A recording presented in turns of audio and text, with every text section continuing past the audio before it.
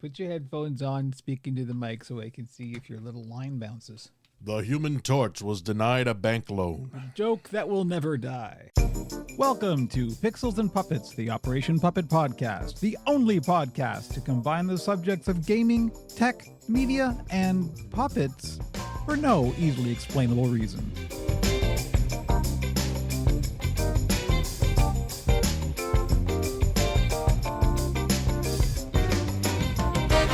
It is October 10th, 2025. You are the internet. I am Kevin Blades. My pronouns are he, him, and this is episode 12 of season 3 of Pixels and Puppets, the Operation Puppet podcast.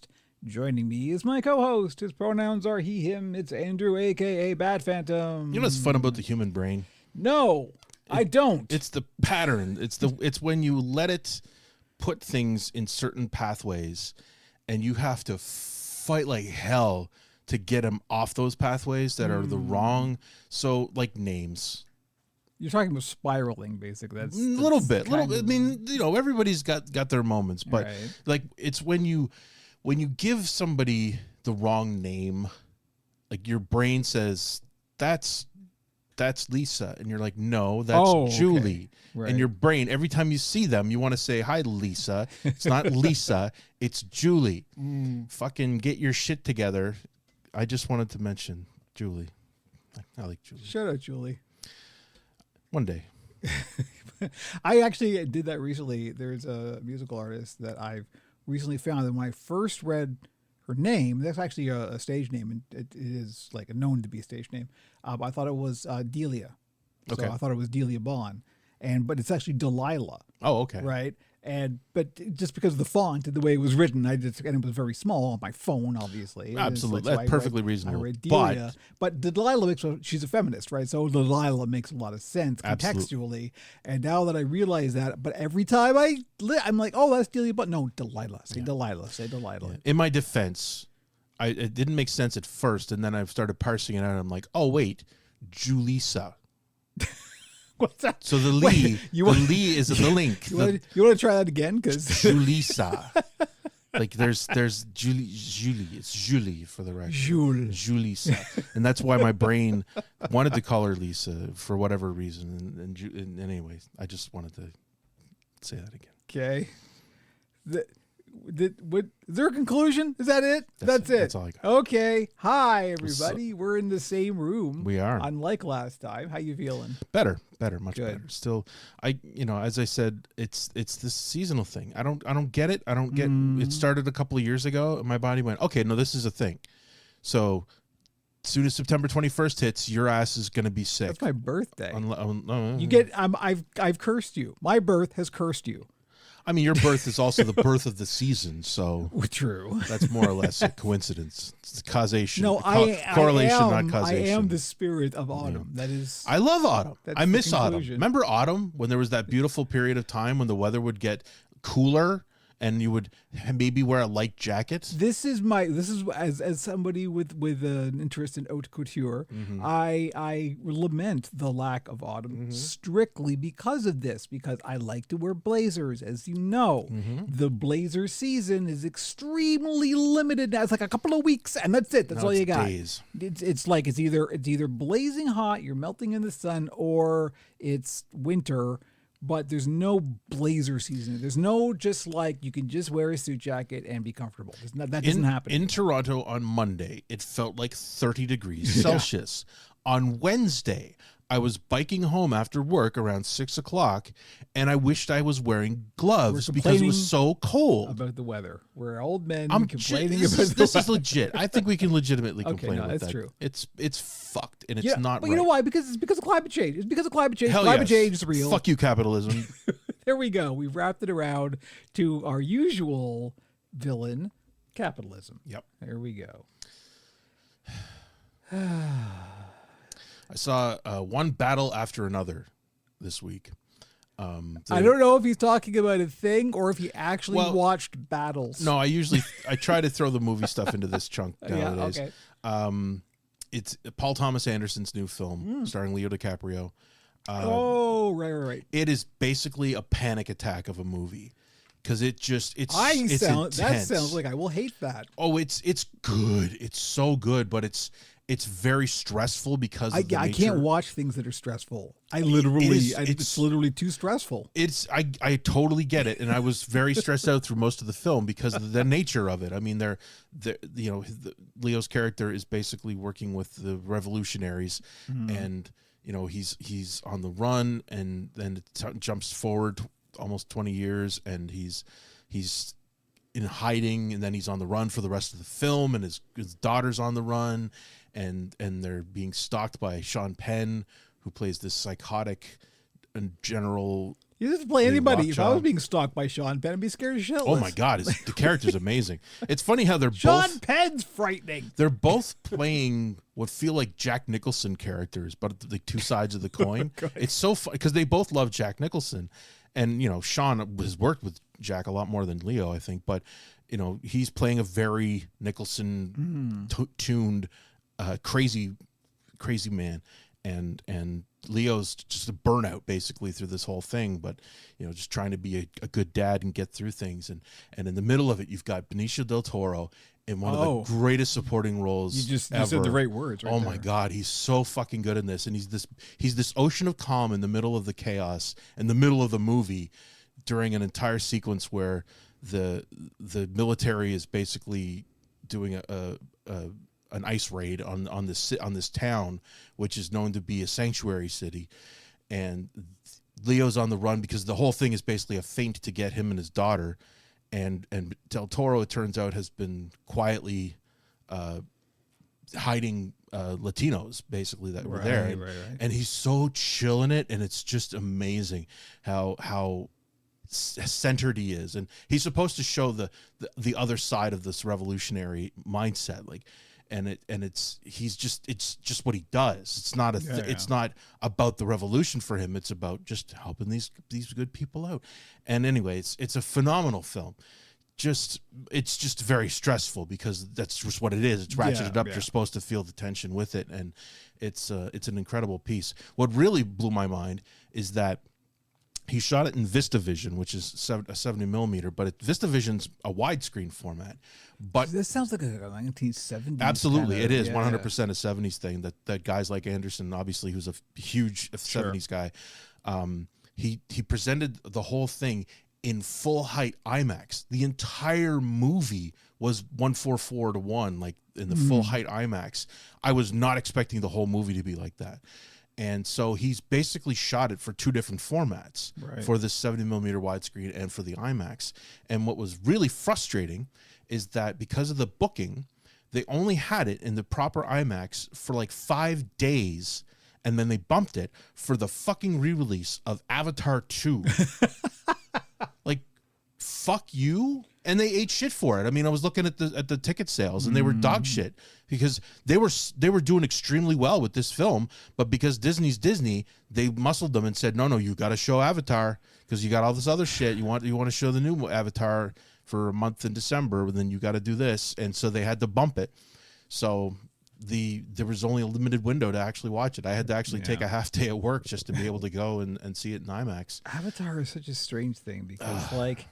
I've never seen any Avatar thing of any description, and it's kind of like that. It's like it's made so much money, it's so unbelievably successful, and yet I don't think I've ever met anybody who can actually recall anything about Avatar. When the sequel came out, that became part of the discussion, was how people on the Terminally Online were basically making fun of how a film that made $1 billion 15 years ago had zero cultural impact. Like, you don't see people walking around in Avatar costumes at Halloween. People don't talk about the characters from the film. I guess maybe normal people went to see it. Everybody saw it, and then just forgot about it. It was an experience that everybody had to have, and it was partly because of the Titanic thing. I mean, it was Cameron, so people were of that mindset, and it was a thing you had to do. You had to see Avatar, so everybody went to see Avatar and went, wow, that was really cool. Right out the fucking window. Just no impact at all. And then the second one came out and made a fuck ton of money as well, and it was a bad movie. It's of course it's got visuals, stunning visuals, and that's fine, but it was a shitty movie that kept hitting the same notes over and over again. And it was just so frustrating because it didn't have to be that dumb, but Cameron's just more focused on the technology than on the story. Cameron, yeah. So the new one's coming out in November, December, whenever. So they wanted to do a re-release of the second one in proper IMAX. So people can remember. Well, that's part of it. You know? What was that thing again? Yeah. Oh, right. And then what's another interesting part of that is people are so anal about the technology. Mm-hmm. They evidently were showing it cropped, and for some reason at the Scotia IMAX, which is the best IMAX theater, one of the best in Canada. Right. And for some reason, the formatting was not properly filling the screen. So people were taking pictures and putting it on Reddit going, what the fuck is this? What's going on here?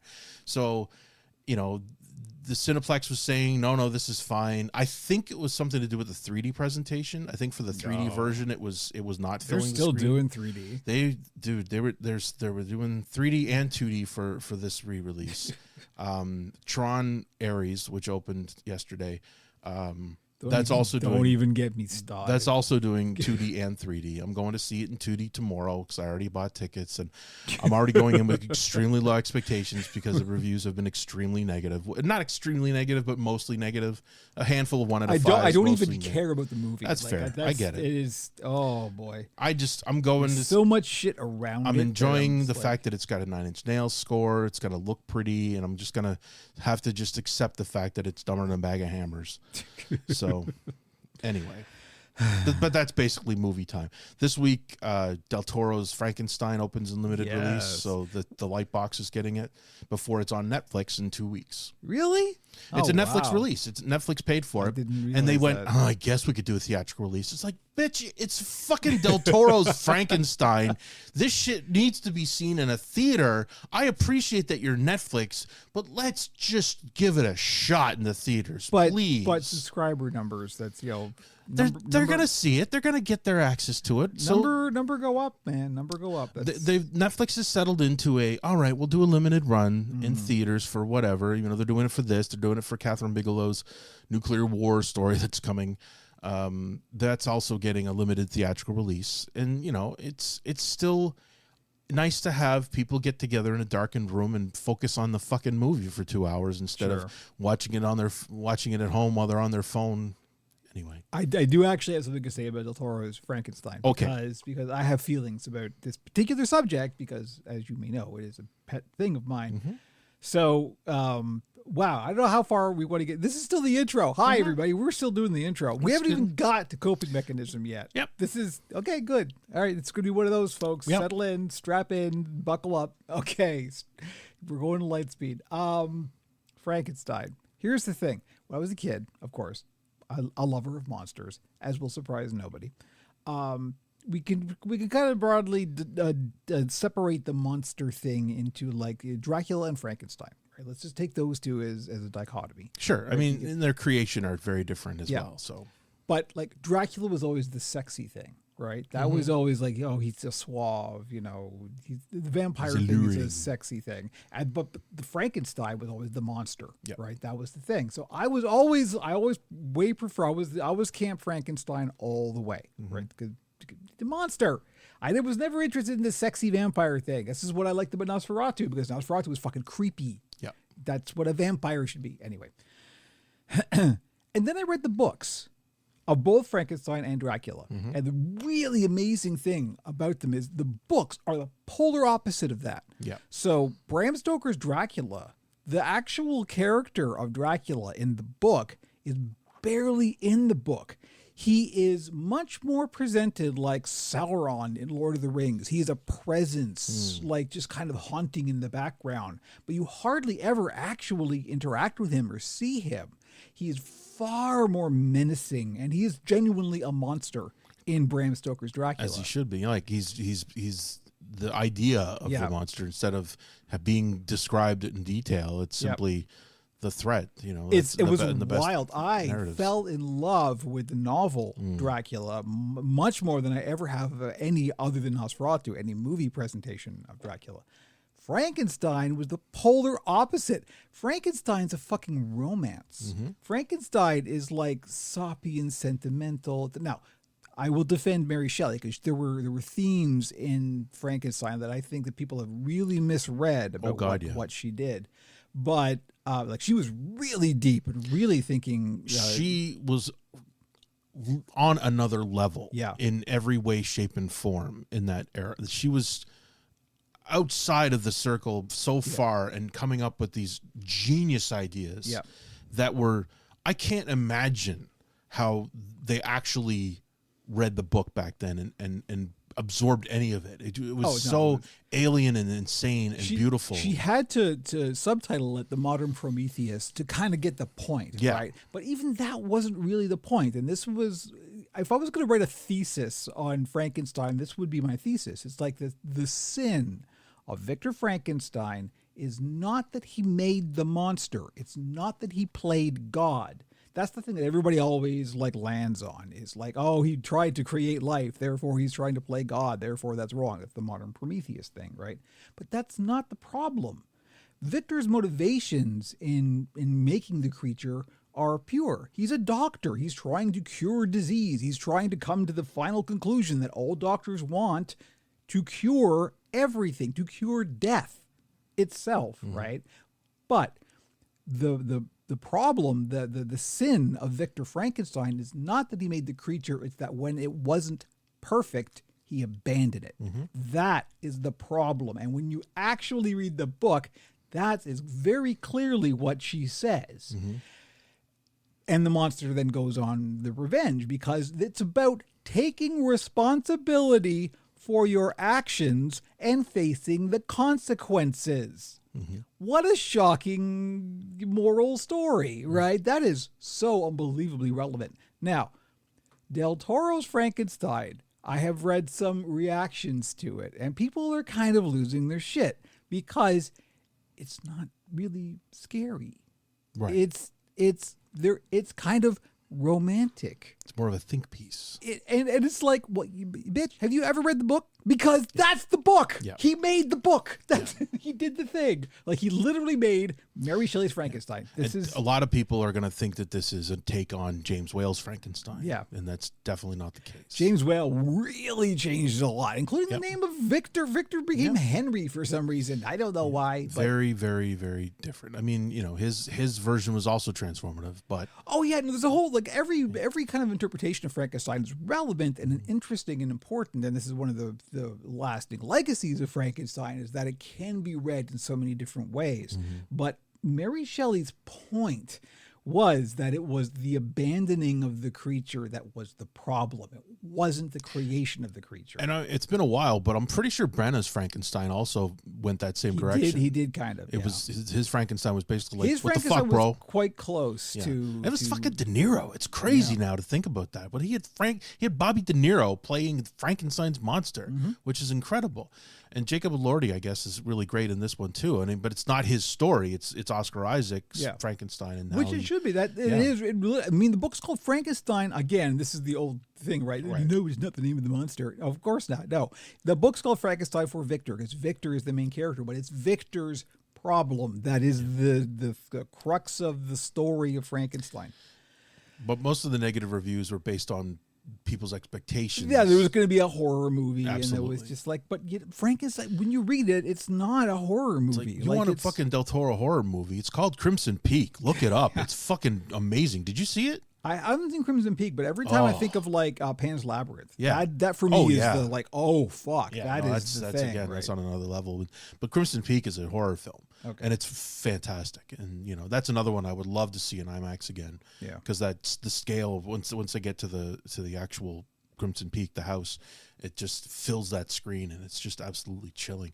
It's a fantastic movie, and I mean, it's fucking Del Toro. The guy's incredible. He knows what the fuck he's doing. Because it's passion. We were talking earlier about this, how you get filmmakers that have a passion for the craft of the art, and it's disintegrating. We're seeing so little of it, but we still get these moments that the Paul Thomas Andersons, the Del Toros of the world, who are still being given the tools to create these big, beautiful movies. I mean, both of them are 100 million plus productions. I mean, one Battle After Another was like $150 million film, which it doesn't feel like it, but when you stage the stuff the way they do and make it look real, that's what costs money. Instead of making it look like it was shot on a soundstage, it's all location. He shot the whole thing in California, which is insanely expensive because that's the stupidity of the industry, is they pushed everybody out because of the cost, and it still costs a lot of money. But Del Toro spent the money, visuals, and it's Netflix got the deep pockets. Well, this is the thing. Like, Netflix went, okay, we don't have to pay royalties because it's in the public domain. First of all, that is the number one thing, because no licensing fees, and it's Del Toro's Frankenstein. Of course, we're going to say yes. Yeah. We're going to get a great horror movie. Surprise, motherfuckers!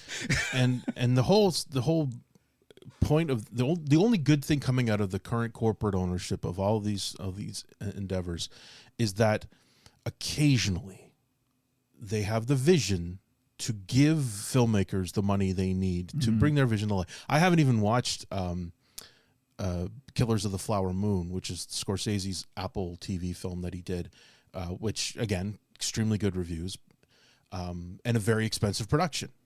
Deep pockets. They're making shows like Foundation, which is tremendously expensive, but it's a fantastic show. So, and they're willing to lose the money to bring to bring art to the world in certain ways. But the problem is, in the end, it's still about money. They still want to say, look, we're willing to bring legitimate filmmakers and give them the money they need to make their films, come to us. And then once people start coming to them, they say, all right, we need you to make the dumbest shit possible because we need to make people happy. And they go, oh, I guarantee you that's what Netflix was thinking when they heard the word Frankenstein. Right, absolutely.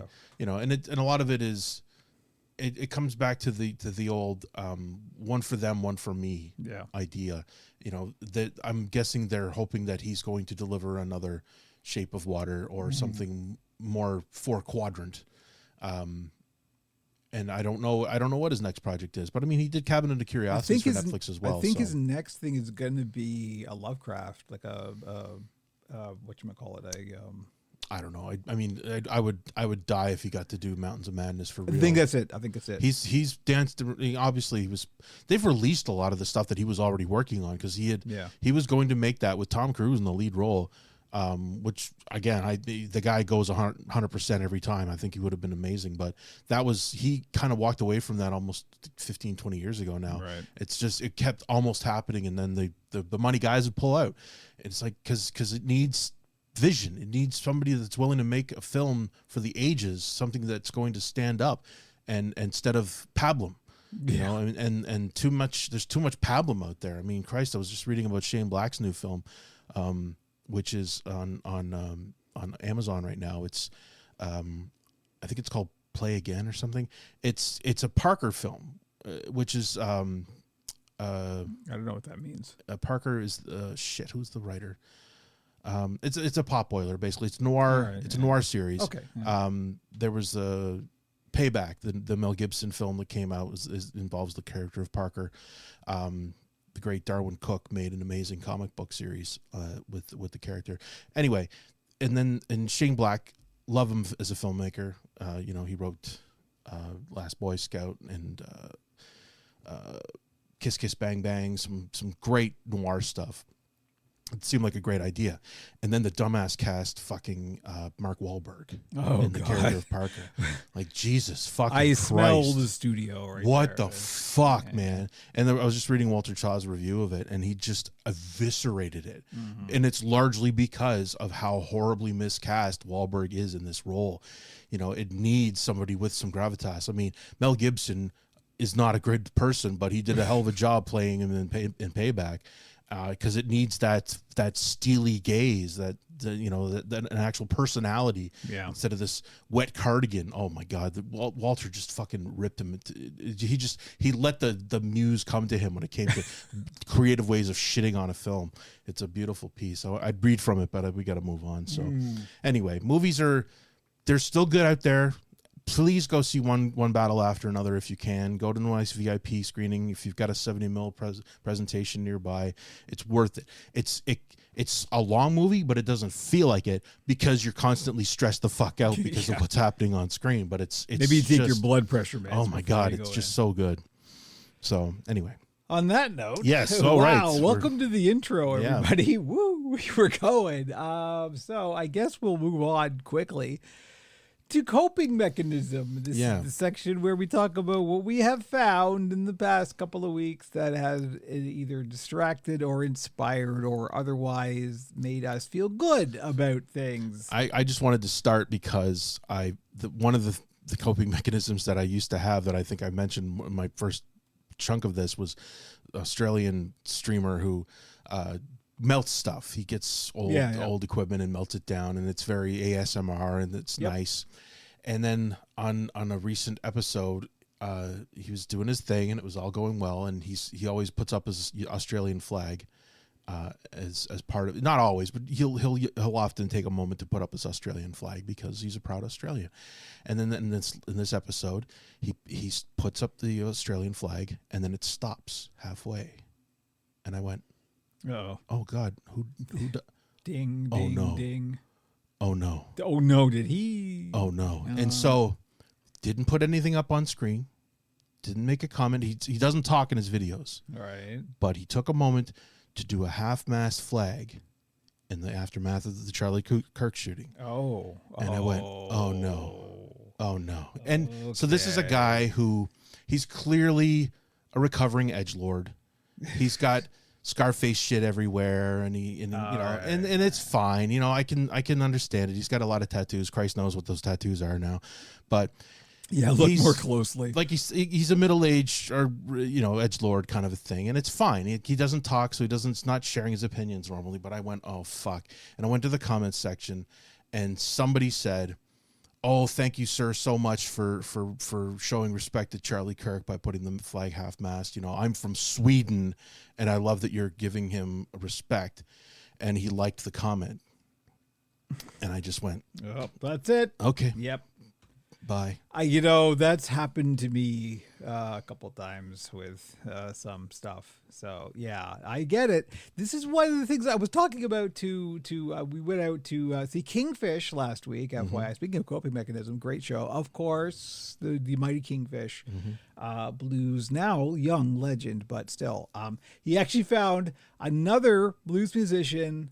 A young black man from Texas who's younger than him to be his opener. It was amazing. Matthias, somebody, I can't remember the last name. I'm apologize, but really, really good. But we were having, so it was myself, my spouse, and her brothers, and we were having dinner beforehand, and I can't remember where I was going with this. All right, we were talking about music, and I had recounted the story of like, well, here's the thing. Before, I've been discovering a whole lot of new music lately, but I've got to the point now where it's like, before I decide that I'm going to get into a band, I'm currently wearing a Bloody Word t-shirt, FYI, a Bloody Wood t-shirt, Bloody Word. Hey, there's a new band. I need to know, right? I need to know what their politics is, because I've been burned before, let me tell you, particularly being into folk metal. Because this is the thing. I mean, just as a side, and this comes up a lot. It used to be fairly harmless. Like people say, don't let politics interfere with your love of something. If somebody's into politics, that's fine. It used to be okay. There used to be it was much simpler not that long ago. If somebody was right wing, it just meant that they wanted to pay less taxes, but they still had empathy for other people, and things have just gotten insane at this point. So I'm like, if you are mourning the death of Charlie Kirk, then I can't be friends with you. Yeah. If that's a problem for you, I'd love to talk to you about it and explain to you why it's wrong to mourn this asshole. And I'm not saying, like everybody else would say, I'm not saying what happened to him was a good thing. In no fucking way was that a good thing. This is not the way to handle that. Exactly. But there's no scenario where he should be, deified, given fucking moments of silence and shit in public venues. So when somebody takes a moment in their video to even quietly and that almost makes it worse in a way, to make a coded reference to something like that, to say, here's my way of showing respect for this person getting murdered, that I obviously have some affection towards. Anyway, just because a motherfucker's dead doesn't make him a good motherfucker. That's the thing. And on one hand, and to come back, I just want to say it's up to you. You make the decision. Once you find out somebody has very different views from you, you can still be a fan. That's fine. I'm not going to judge you for it. I mean, there's stuff that I do that Kevin hates, and that's I'm fine with it for now. And eventually, I'll probably come around to it. In the same way your vegan friends, they don't hate you because you want to have a cheeseburger, but they are judging you, and that's fine. It's their right to judge. It doesn't mean anything. It doesn't have to make an impact on you.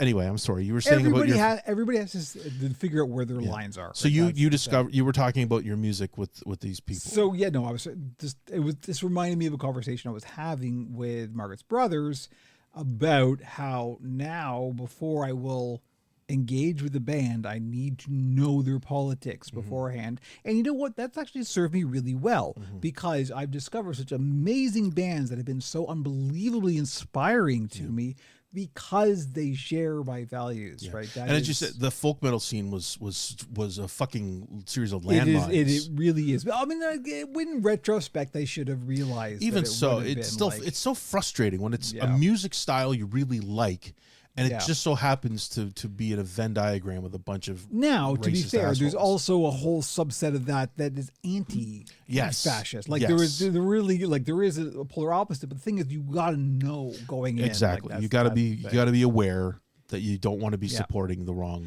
I talked about this when I was talking about the Bloodywood thing. Was like I had avoided clicking on those videos because I thought, oh, folk metal, here we go again, right? It's going to be nationalist, whatever. Yeah. And then it turns out the one video that he kept pushing at me was an anti-rape culture video. Right. Hello, and but you had to click on it to find out. That was the difference. I had to have enough booze in my system to go, oh, fuck it. Right? So anyway, I just want to say that I think I've mentioned Steve before. Steve Marsh, who's my comfort place now. Yeah. Steve Marsh is a fantastic Scotsman who just travels the world, and he often brings his lovely Polish girlfriend with him on journeys, and he's just a travel YouTuber, but he's super chill. He's very stripped down. He's got an amazing positive attitude.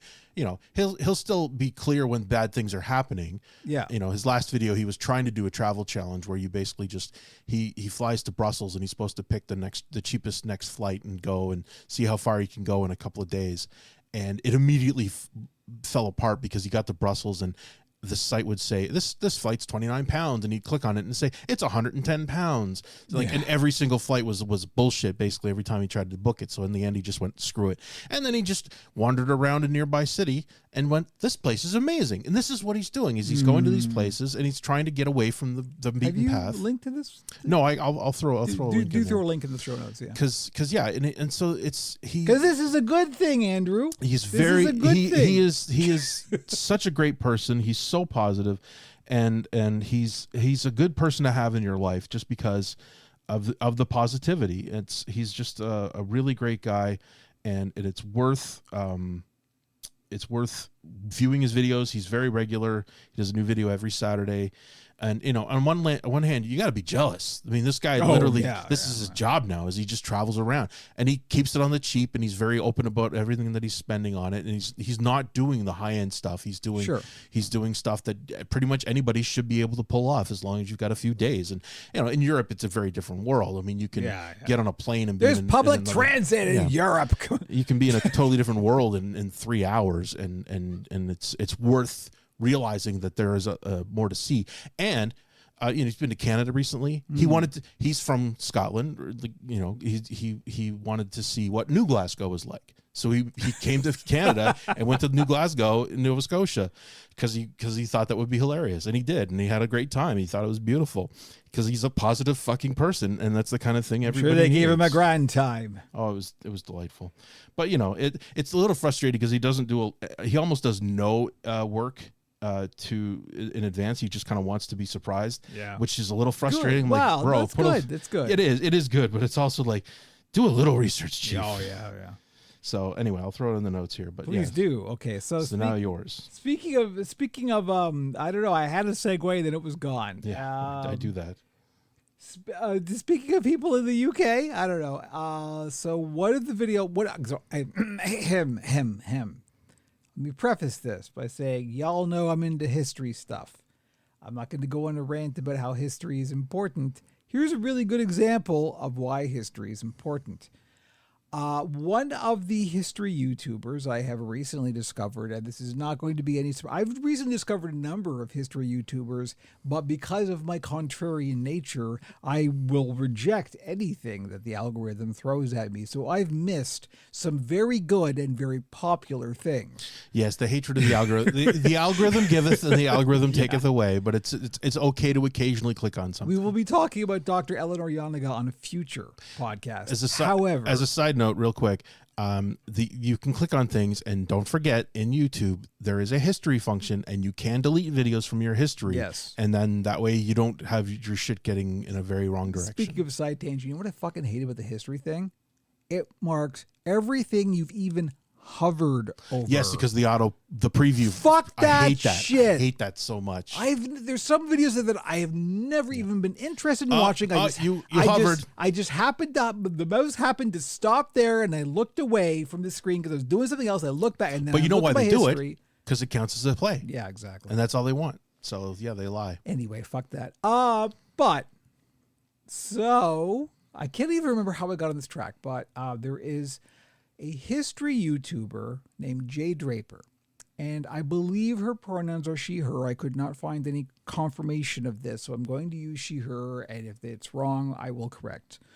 However, she is a London tour guide, and she does a bunch of history stuff on YouTube, but she does a show specifically about the history of London, so this is very limited in scope to the history of London. However, there's a lot of that. Yeah. Turns out it's London. So, and she does actually, like, you can book private tours for her. If my dream ever comes true and I'm ever actually able to go to London, I will do my best to book a tour with her because she's fucking amazing and she knows so much and her videos are so good and so informative, and she presents it in a very entertaining and yet interesting and engaging way. Mm-hmm. But she's one of those historians, and this is what I keep talking about how history is important and how it's not fixed or static. New things are being talked about and looked at all the time, and there's new discoveries being made, and there's new perspectives being drawn, and it is a dynamic, evolving thing. It is not fixed and static. The way we're taught history in school sucks. Mm-hmm. There are different ways of approaching this, and this is a very good example of that. So one of her more recent videos is called How We Beat the Fascists the Last Time.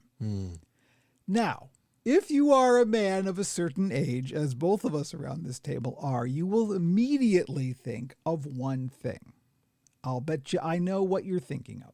What's that? World War II. Yes. Of course. Right. That's the fascists we beat last time, the Nazis, yes. Right? Now, no. Turns out that's not what she's talking about.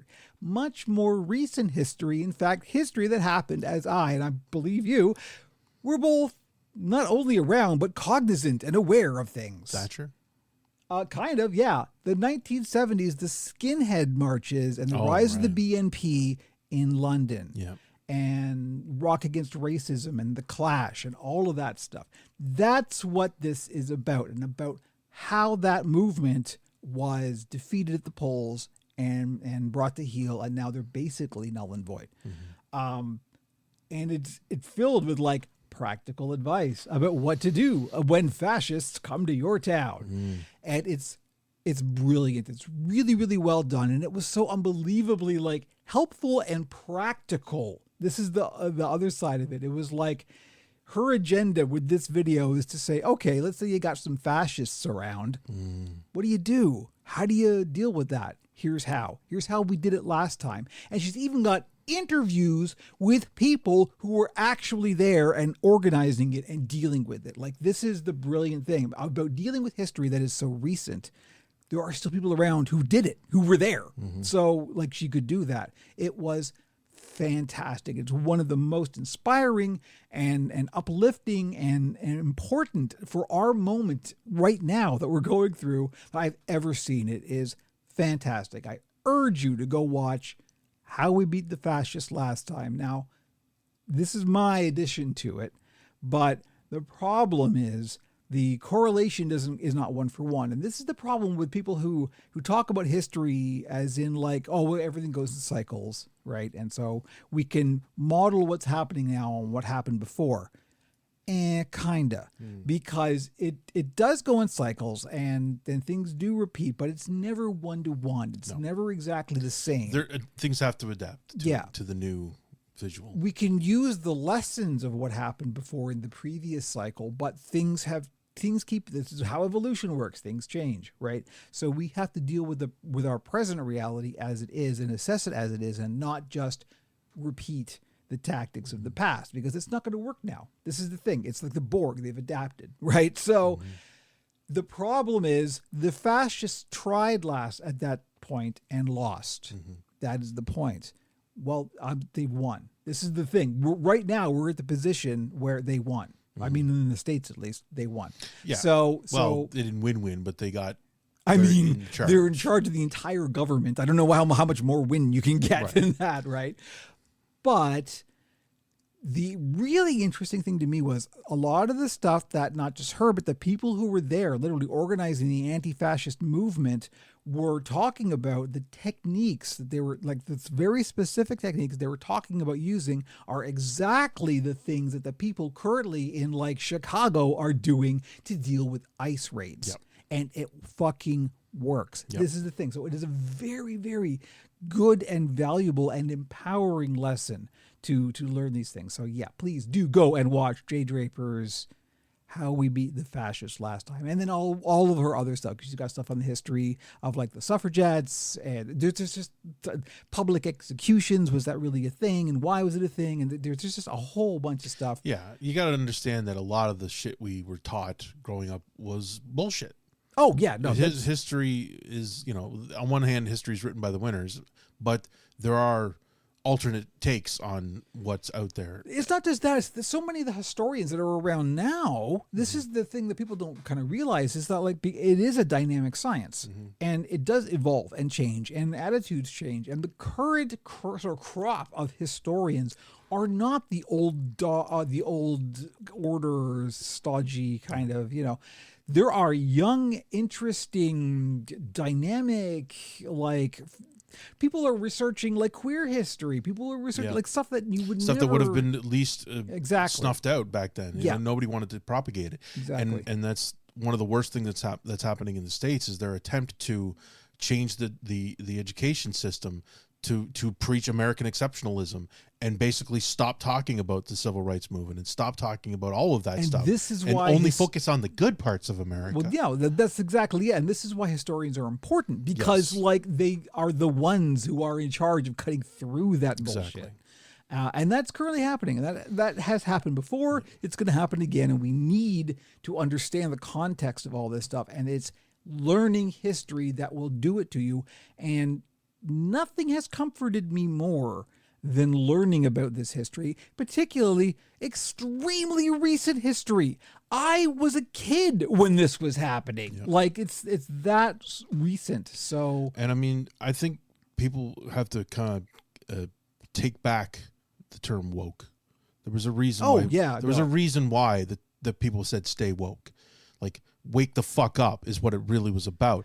And this is a big part of it is you have to be aware that you're being lied to by so many of these people and they want you to stay asleep and not look into anything.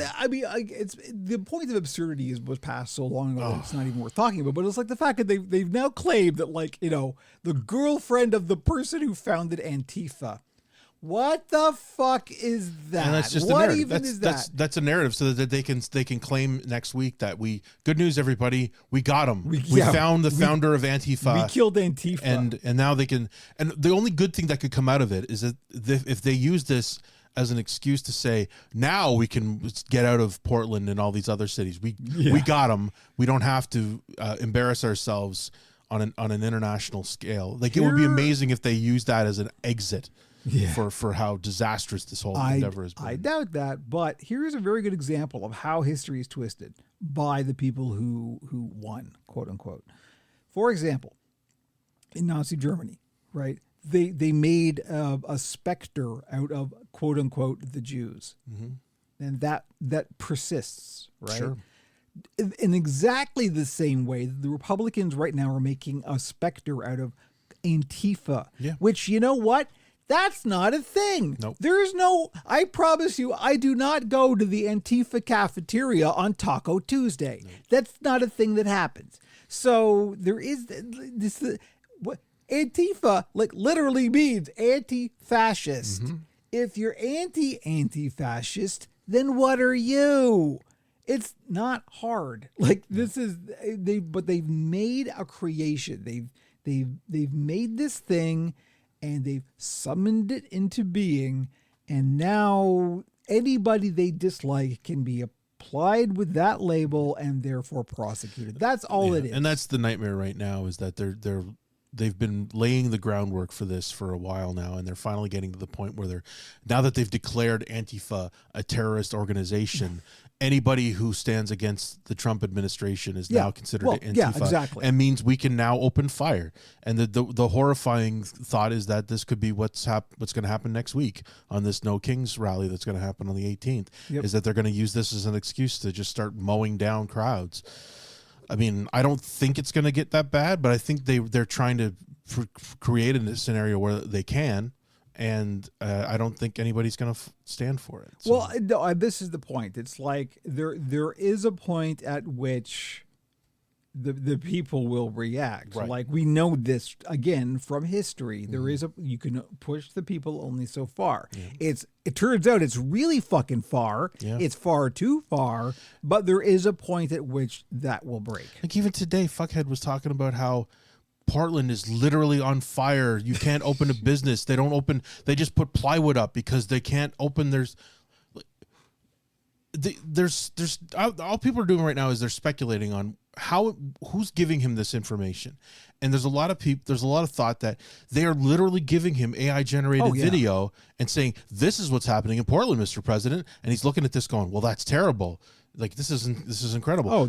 So there are the most logical answer is that they are lying to his face, and he's buying it because he's a fucking moron, and everybody around him is just pure uncut evil, and they just want to perpetuate this insanity. Oh yeah, this demonstrably false horse shit. But because it's you keep coming back to Orwell. It's 1984. It's just, don't believe your eyes. Like, here's video of live in Portland. Like, that's not real. That's fake. Like, here's what's really happening in Portland. Obvious AI bullshit, fire on everywhere. Like, that's what's really happening. Anyway, we should probably move the fuck on. The point is, like, just because the tools of lying have changed, the lying has always been there. Yeah, we're preaching to the choir here. Yeah, I mean, I think pretty much everybody who's affiliated with Operation Puppet and our friends are pretty fucking smart. Speaking of which, there was a number of people on the Bill Stream this week who were saying how much they enjoyed the podcast and how much they look forward to the next time. So I hope you're enjoying this, folks. we're going in the reeds today. Hey, coming up next, it's the Puppet Pit here on OperationPuppet.com.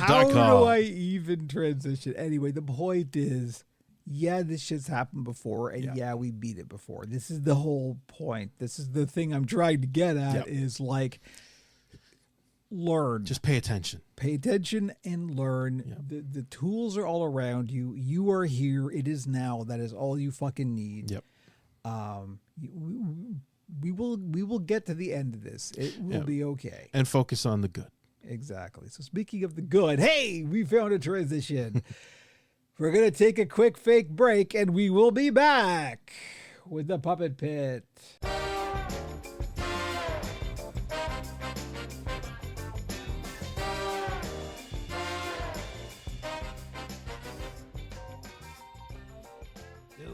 You have entered an alternate dimension, a dimension of fleece and fur, of foam and industrial adhesives, so I hope you have good ventilation. A signpost up ahead. Watch your step. You have just stumbled into the Puppet Pit. Welcome to the Puppet Pit, where we talk about the puppet side of Operation Puppet for the last 2 weeks. It's so soft and fuzzy in here. I am so often mummified in fur. I think I should, if I was ever going to get a sponsorship for Operation Puppet, my very first target would be like the people who make lint rollers.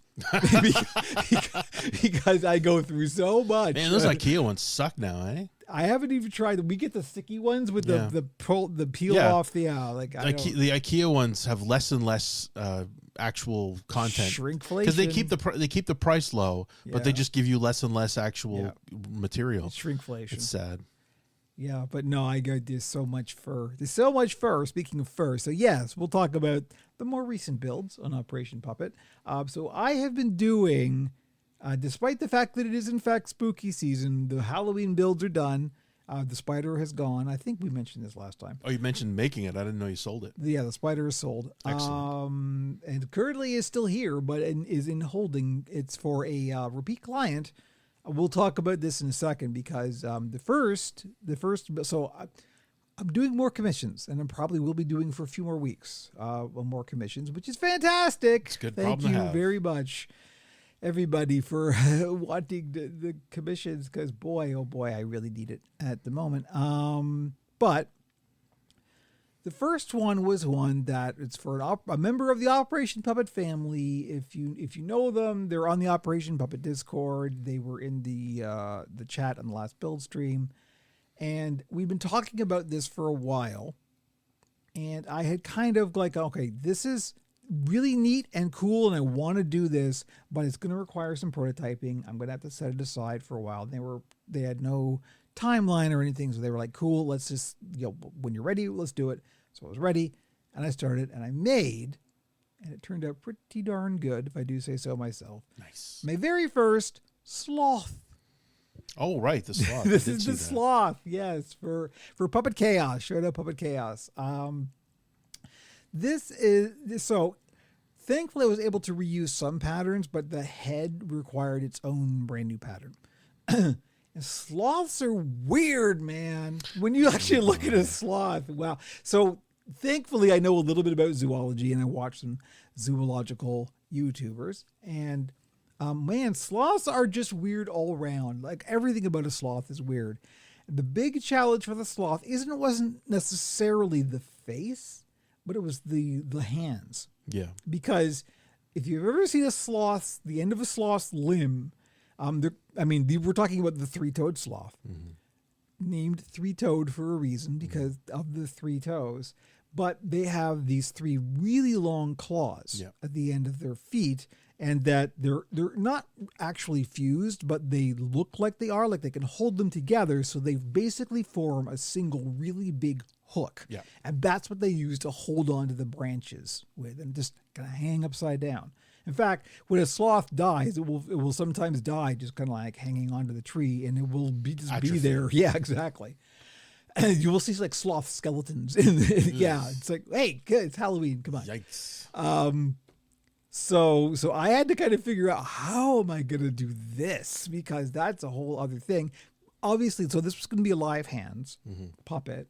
So I had to figure out, like, okay, first of all, if it's going to be a live hands puppet, the puppeteer is going to want to be able to, like, pick stuff up and be a live hands puppet, right? But a three-toed sloth has three toes. Yeah. You can't see what, huh? They're not known for their juggling skills. Exactly. So what I ended up doing was I made a standard live hands hand, which is a thumb and three fingers, not four. So like two fingers are in. It's almost like a Vulcan salute. It's going to split. But I didn't put a claw on the thumb. So because it's fur, it just kind of gets blended into the rest. It's just kind of a big blob of fur. And I carved three big claws out of just soft foam, right? Because of that way, at least, instead of ivory. Well, or even like 3D printed. Because my first thought was, I could probably 3D print something. But the thing is, like, then those would be hard plastic. Yeah, you're gonna take an eye out with those. Not only take an eye out, but it would make noise, right? Like, yeah. That's much worse. If you like clack your fingers together. Here's a little side tangent. The very first iteration of Frankie, which I had commissioned from a puppet builder. This is before I started building. I was the one that decided he should have teeth on the bottom. Like I had an input into what the design was going to be. And this puppet builder only uses hard plastic teeth. And so it didn't mention to me that so when I got the puppet, of the first iteration that's in season 1 of the Oracle of Frankie Home, and I started working with it. Every time I closed his mouth, it was like bang, bang, bang, bang. It's like, oh no. How does our mouth not do that every time, Liz? Yeah. You know, I don't know. But what I ended up doing was taking some padding that is intended to go in a bicycle helmet. So it's just like a memory foam that's got like a sticky back, and I put that on the roof of his mouth. So every time he closed his mouth, it would just hit the foam rather than hit the hard mouth plate. And you couldn't see it because it was just black on black, so you couldn't see anything, but it would muffle the sound. So that's, you know, there's a little insight, some history of Operation Puppet. But avoiding that whole problem with the Sloth, so I ended up just making a template and carving out of soft polyfoam 3 claws that more or less kind of go together when you hold them together. They still look pretty good. They're not exactly uniform, but they're not going to be like, because the performer is going to hold their hand like a human hand, obviously. So you're not going to hold it. When you hold it together, you can kind of make a single claw, and it's fine. It still looks like a sloth. I keep wanting to say sloth. This is the problem. I have ingested so much British entertainment. That's how the word is pronounced in Britain. Is really? Sloth. Yes, it's not sloth, it's sloth. And I keep wanting to say sloth. I apologized for this on the build stream last week. Was like I kept switching between sloth and sloth. And it's like, look, you're just going to have to accept it because this is just how my brain is. I will default to British pronunciations more often than I will other pronunciations. Maybe that was Darwin. Maybe it could have been. I don't know. I think it's just like a snooty, Oxford English kind of thing. Also, it sounds like slow, so... slow. Did you actually see Zootopia, the Disney? I saw the bits with the sloth. So that's all I needed to see. You talk about show stopping. Yeah. That whole sequence at the DMV with the fucking sloth is absolutely transcendent. It's so perfectly executed. And a lot of that is because of Jason Bateman, but holy shit, did they nail that joke. The animation, the incredible really slow smile that spreads across his knowing face. Something about how that kind of 3D animation works, that's actually a lot of work. That's craft. That is pure craft. But the really interesting part was the fur blending, because like there's a lot of color changes in the fur. So around the eyes, it's basically like a raccoon-like mask around the eyes that is a light color. So I ended up doing most of the fur is a dark brown, but around the eyes I did like these discs of light kind of beige fur, and then there's a streak of black that goes like around the eye. And I ended up getting like black fur. I put a little streak of that in and grooming it all down. So I was doing I do a lot of grooming on the facial fur. And so that's basically what I did on the last build stream, which we did have, was basically shaving a sloth. That was most of the build stream on last build stream. So that's the joke. You ever see a man shave a sloth? That's what it was. So that was last week. This week I've been working on a couple of humans for a client, a repeat client. I haven't asked permission to say who they are, so I won't. But they are a very, very... Okay, here's the thing. If you ever doubt that there is genuine kindness and wonderful, nice people out there, I got a little story for you. I had a client who has purchased puppets from me before. One of them was the most recent Pride build, who is a teacher in the United States. So just think about that for a second. And they wanted a few puppets. One of the ones that they purchased was, in fact, the spider from the most recent Halloween builds. And they wanted a couple of more humans. And they offered, before we even talked about what we were going to do, they offered to pay the tariffs themselves. Since then, I have had 2 more clients say to me, fuck the orange Nazi, we will pay the tariffs. Wow. That is where we're at.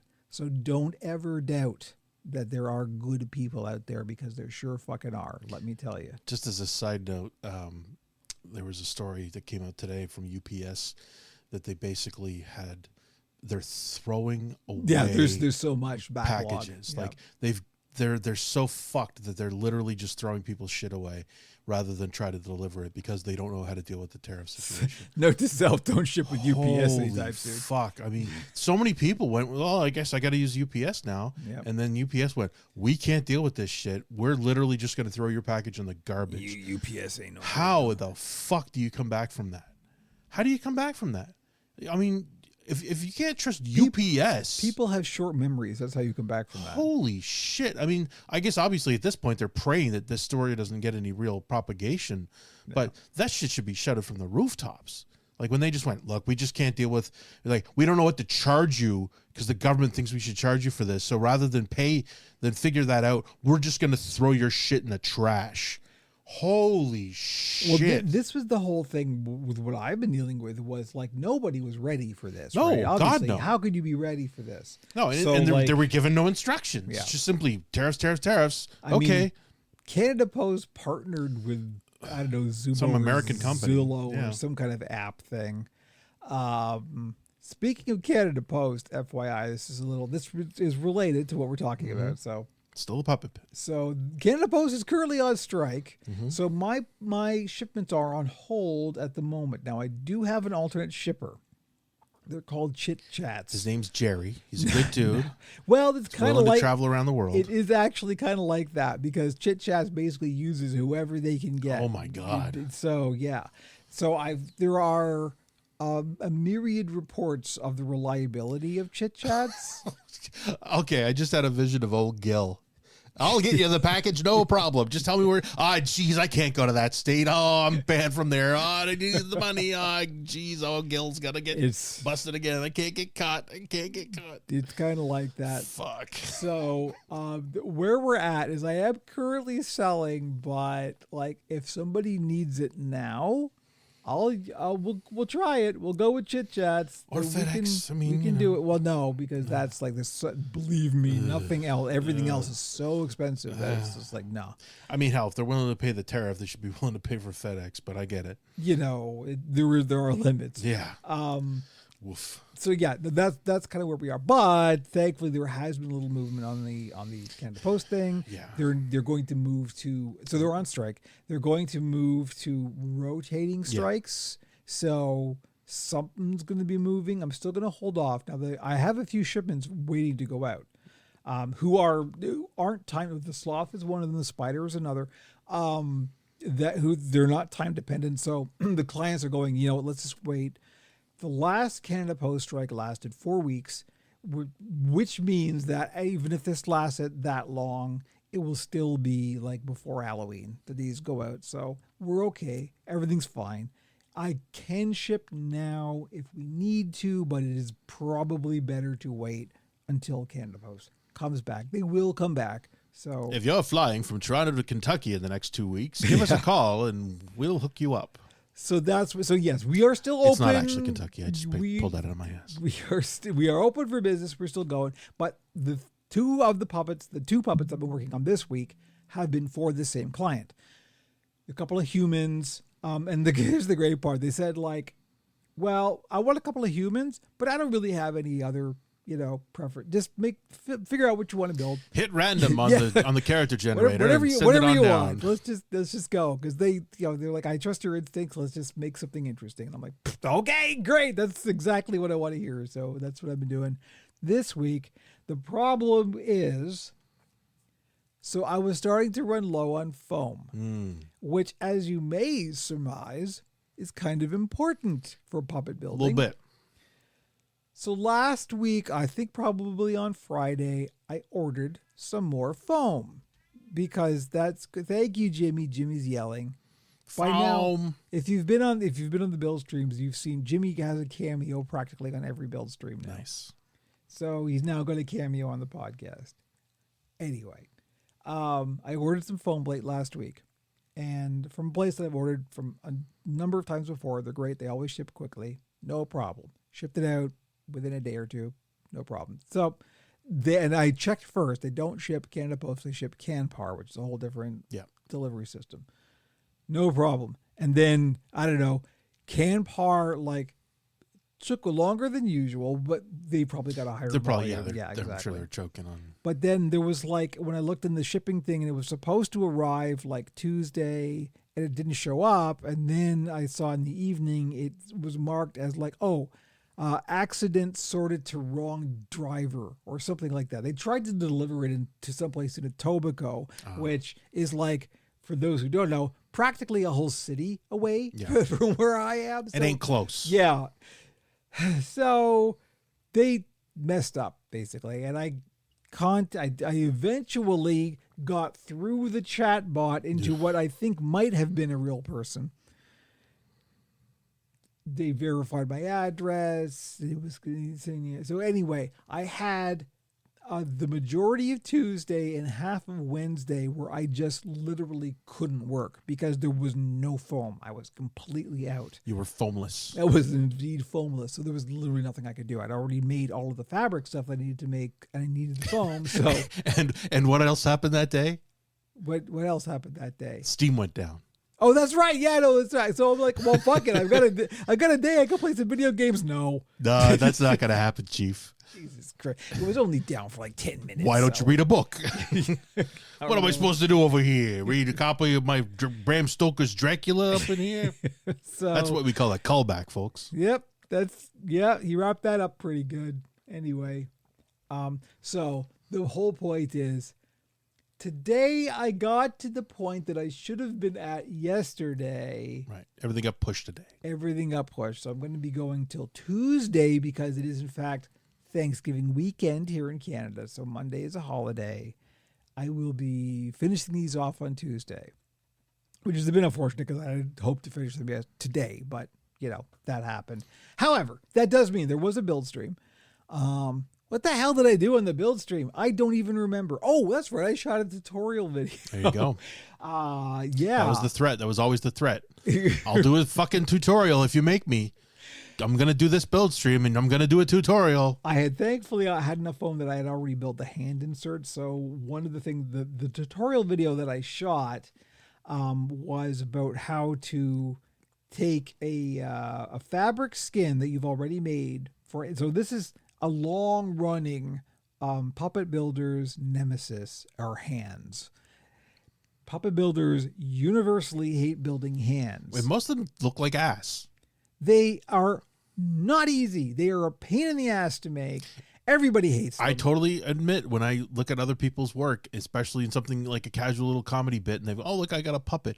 And the hands look like shit almost every time. They're really not easy because they're very tedious, very time consuming. They're very fiddly to make. So it's always a running gag amongst puppet builders. Like, oh fuck, I gotta do hands. That's so like puppet builders are always looking for ways to like reduce the number of fingers because that's the thing.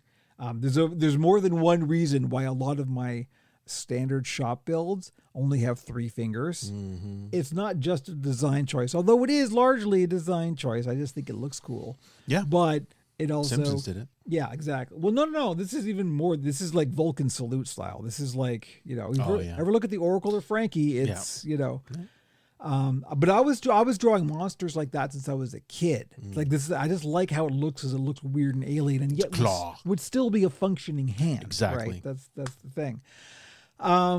So anyway, the tutorial video that I shot was about how to take because I had previously done a tutorial video on how to sew the skin for a puppet hand.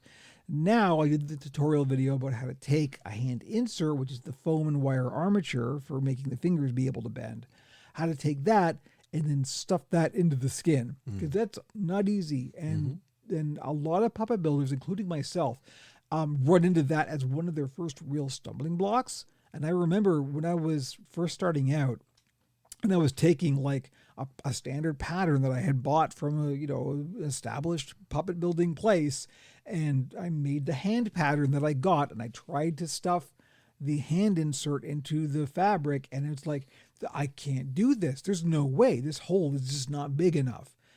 So I talked about how to deal with that and how you go about conquering some of the more common problems and just my techniques for being able to deal with it. So that will be coming at some point soon, but that's what we did on this last puppet build stream, which are going, and very nice. We got some new people in the build stream, which is always pleasant to see. Because it's a nice chill hang. It really kind of is. I mean, this is how I'm posting on the socials. I always post like timeline cleanse, time to build puppets. Smart. And just it's a smart like selling, hang out. and I think people are recognizing that.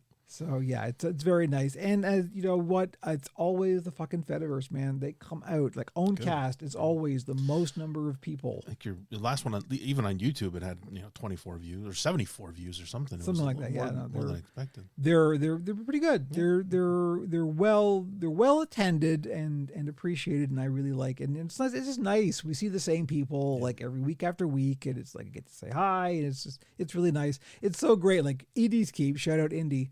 When I'm shooting a tutorial video, like I always hide the chat. So because I'm going to edit them down for a separate video later. So it doesn't make any sense to have the chat showing while I'm doing that. Mm-hmm. And so like if somebody just like comes in the middle of the stream as I'm doing the tutorial video, it's like I can't just sort of stop and say hi, right? But like Indy's Keep is now, if Indy is in the chat when I'm shooting a tutorial video, Indy will jump in and kind of go, okay, Kevin's doing a tutorial video right now. He'll say hi when he's done. That's so great. That's so great. It's awesome. So thank you for that. It's deeply appreciated. But anyway, that's what's going on. We're building puppets. Puppets are being built. Thankfully, the foam did show up. I have a big old roll of foam now, so we are motoring along, and they've got a lot more commissions to do coming down the pipe. So that's what we're doing. We're just going and building and stuff, and yeah. As always, operationpuppet.com for all of the links. Did I forget anything? Nope. Shaving a sloth. Nope. That's it. Join the Discord. Hashtag join the Discord. Hashtag join the Discord. Okay, that will do it for the Puppet Pit. We're at an hour and 17 minutes, according to this number. Mm-hmm. And we've got a lot more to cover. So that will do it for the Puppet Pit. And we're going to take a quick actual break. And we will be back with Pixel Town.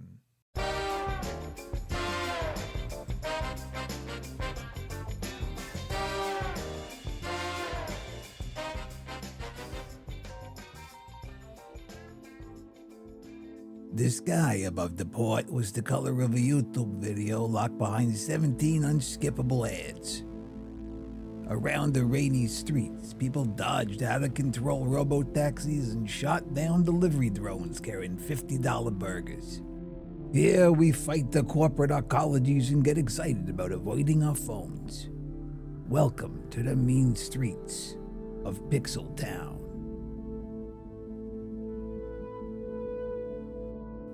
I'm so glad William Gibson is still on social media. God bless the man. He's a balm in this sick fucking world. I get such a disassociation when I hear Frankie. It's not me.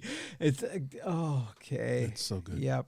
Hi, welcome to Pixel Town, where we talk about tech and gaming and all stuff related to internet and the culture therewith. I'm curious about this because I don't know this. We're going to start with the Deck Nook apparently, and yay, more tariffs, question mark? The Orange Demon has just this afternoon or a few hours ago publicly announced that once again, due to, I'm partly trying to find the link, but I partly don't want to see it. Basically, he went off on China again. Oh, okay. And so, he's basically immediately, as of November 1st, he's going to add 100% tariffs to everything coming out of China. Well, okay, wait, because he's got all these like backdoor deals with like Nvidia and. Well, this is it, right? He's obviously letting the big boys do whatever the fuck they want because that's as long how as it's you gonna kiss work. his ass, right? Then. But he basically just did another blanket, and as I mentioned it earlier when we were talking about the tariffs, but in the handheld world, it has been devastating. Fans of handheld gaming, of emulation devices, Retroid and the like, they have been beaten to death over the constant tariff bullshit. because these are the devices that are getting specifically smoked in this scene. So another announcement about more fucking tariffs. Okay, I found it. I'm not going to do the impression. It has just been learned that China, I swear to fucking God, this guy. It has just been learned that China has taken an extraordinarily aggressive position on trade in sending an extremely hostile letter to the world stating that they were going to, effective November 1st, 2025, impose large-scale export controls on virtually every product they make, and some not even made by them. This affects all countries without exception and was obviously a plan devised by them years ago. It is absolutely unheard of in international trade and a moral disgrace in dealing with other nations. Based on the fact that China has taken this unprecedented position and speaking only for the USA and not other nations who were similarly threatened, starting on November 1st, 2045 or sooner, depending on any further actions or changes taken by China, the United States of America will impose a tariff of 100% on China over and above any tariff that they are currently paying.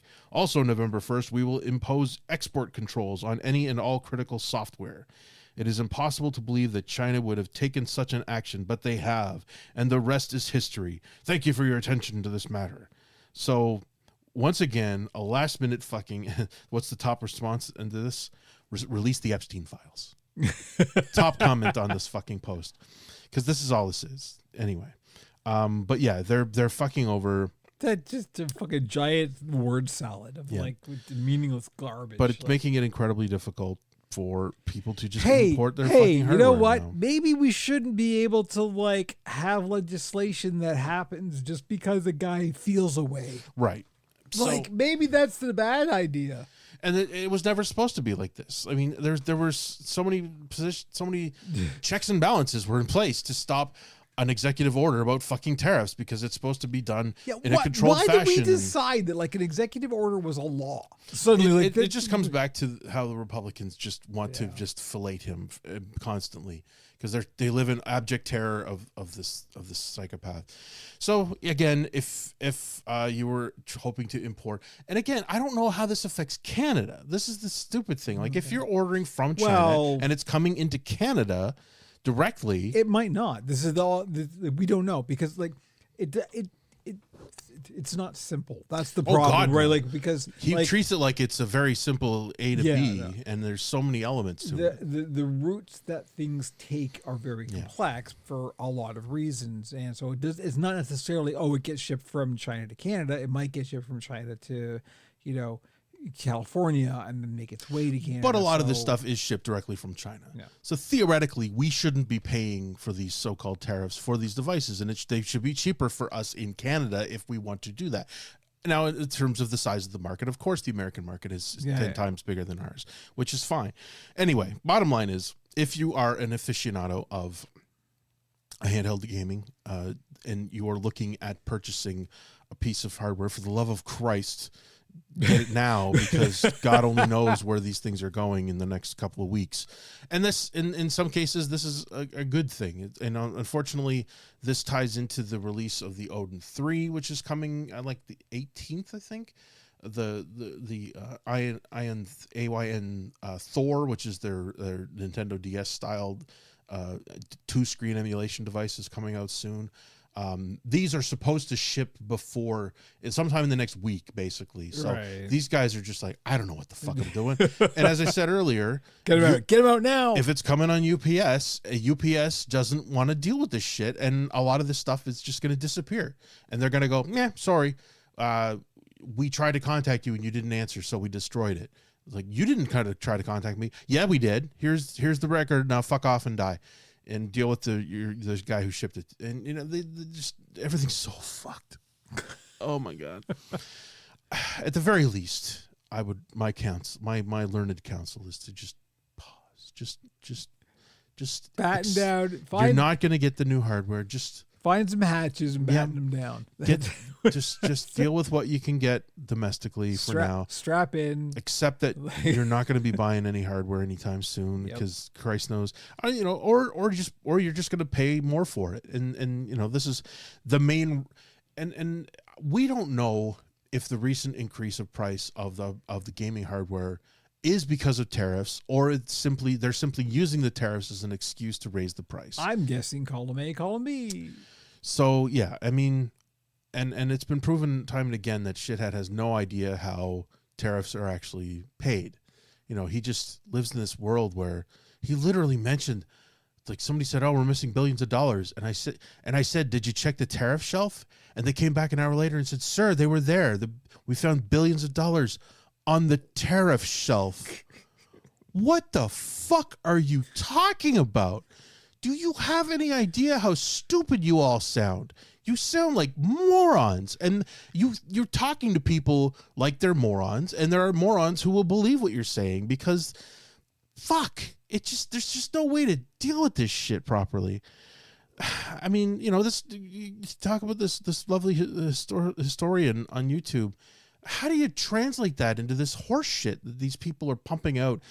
You know, anyway, bottom line is things suck, and they're not going to get much better anytime soon.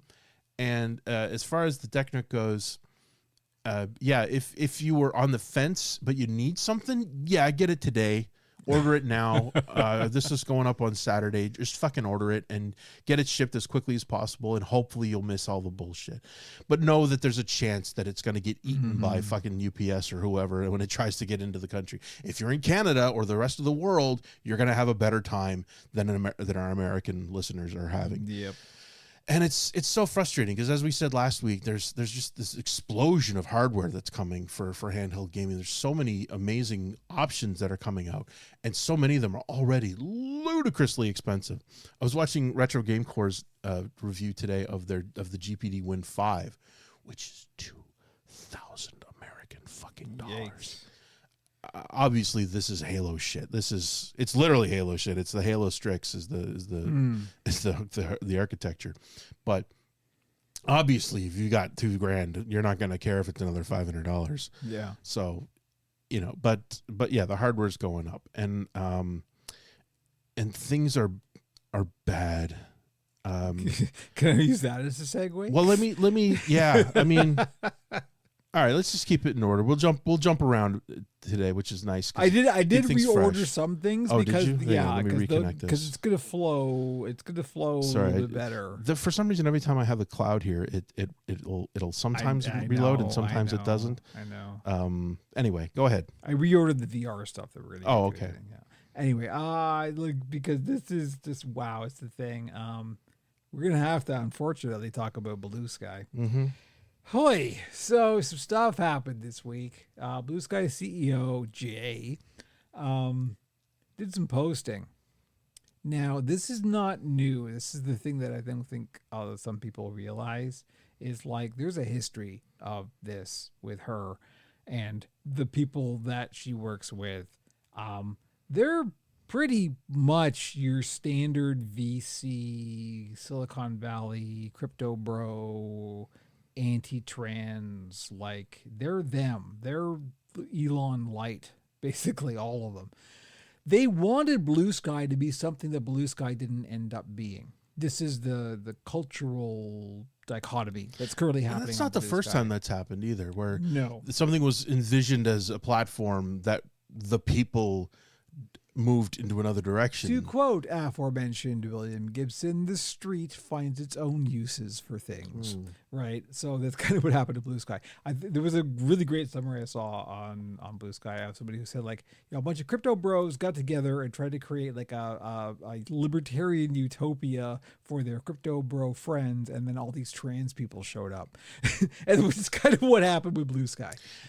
Which is incredible in a lot of ways. I mean, it happened fairly organically, really. Yeah. It was simply a reaction to Twitter eating itself. This is all it was. It was simply Twitter was this fantastic platform for everybody until Fuckhead got a hold of it. More different Fuckhead. I was talking about Fuckhead earlier, but the other Fuckhead.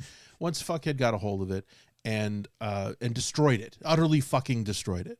And it's so frustrating that so many people still use it as an actual social media platform when it is poison. There's no question that Twitter is poison. And the good people left Twitter and wanted a platform, and Blue Sky fit the bill. on a structural level. People didn't look into the how it was created. It was simply, here's a platform that looks like Twitter and feels Honestly, like Twitter. The thing is, it was the most like Twitter. Yes, that was why it won, was because it was the most the least amount of thinking required. It's so weird. I remember the transition was so frustrating because there was Spoutable, which looked like it was going to be a Twitter replacement, and then that just kind of, I don't know if there was a barrier. I'd have to look into it to figure out what the fuck happened there. But I think they were too slow to roll it out. Yeah, and they were in an invite only system. And while they were invite only, that's when Blue Sky started really taking off. So I don't even know if Spoutable is a better option, really. I mean, obviously the Fediverse is the best choice. Well, no, but here's the thing. It's like, I'm not even going to say like the Fediverse is the best choice, because obviously there are, as you say, barriers to entry. And that's always been the problem with the Fediverse, is there is a barrier to entry. There is a technical barrier there that you have to get past to be able to even understand what it is, right? And that's where most people check out, and that's why Blue Sky won, as it were. Because remember, the very first thing that took off was Mastodon. Yeah. And then people kind of got confused because it's big and weird and scary and complex. It wasn't simple enough to simply make a post and say the people that I follow will see it. It was, there's more than one server. That is the problem. Yeah. Anyway, let's back this up a little bit, because let's focus on the Blue Sky. So she posted a thing. She memified the whole libertarian. It's really actually kind of complex. That's why I'm dancing around it. It's hard to describe. I have posted a link to a good summary of what has occurred. I'm not going to try and summarize it myself, but basically, there are some anti-trans people who are allowed to be on Blue Sky. Jesse Singal is one of them, and who is a known, not only transphobe, but like doxer and harasser and genuine abuser of trans people. Which is a fucking problem, let me tell you. And there is this whole libertarian mindset of both sidesism, right? And that's where the management of Blue Sky is sitting. They want their free speech absolutism, which clearly is bullshit. The thing of my understanding is, aside from obviously their position was shitty. Jay should not have been. It's very frustrating when they want to give a platform to these people. But the good thing about Blue Sky, to my understanding, is the ability to block somebody into oblivion. Well, this is the whole argument, right? This is the argument that they make, that it's like, oh, well, our blocks are good, so it's up to you to like block this person or whatever. If you don't want to see it, you don't have to see it. If you block them, they're shouting into the void. They can't harass people if they're blocked, basically. So if they've got their own small following, and that comes back to, why would this person even want to be on Blue Sky, right? Because Blue Sky has turned into a garden for trans people and for left-minded individuals that want to have positive conversations about things. All of the alt-right people have avoided Blue Sky because they dismiss Blue Sky as this fucking echo chamber of left thinking bullshit, which is hilarious. I mean, because they're in the fucking Twitter where they're literally it's an echo chamber for their own horse shit, and they're smelling their own farts and whatever. But you know, they dismiss Blue Sky as a left wing thing, and we dismiss Twitter as a right wing bullshit factory.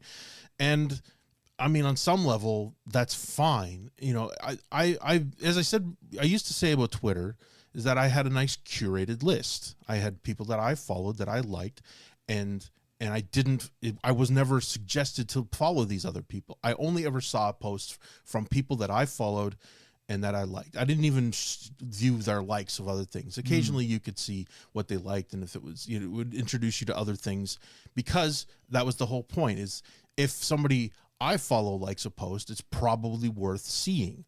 And so for a long time, I was okay with it on Twitter, but it got so bad so fast, just because of Elon, because it became unworthy of anybody's attention. It's like, so, and it's still frustrating that actual organizations still feel like they have to post on Twitter because it's still inexplicably used by millions of people.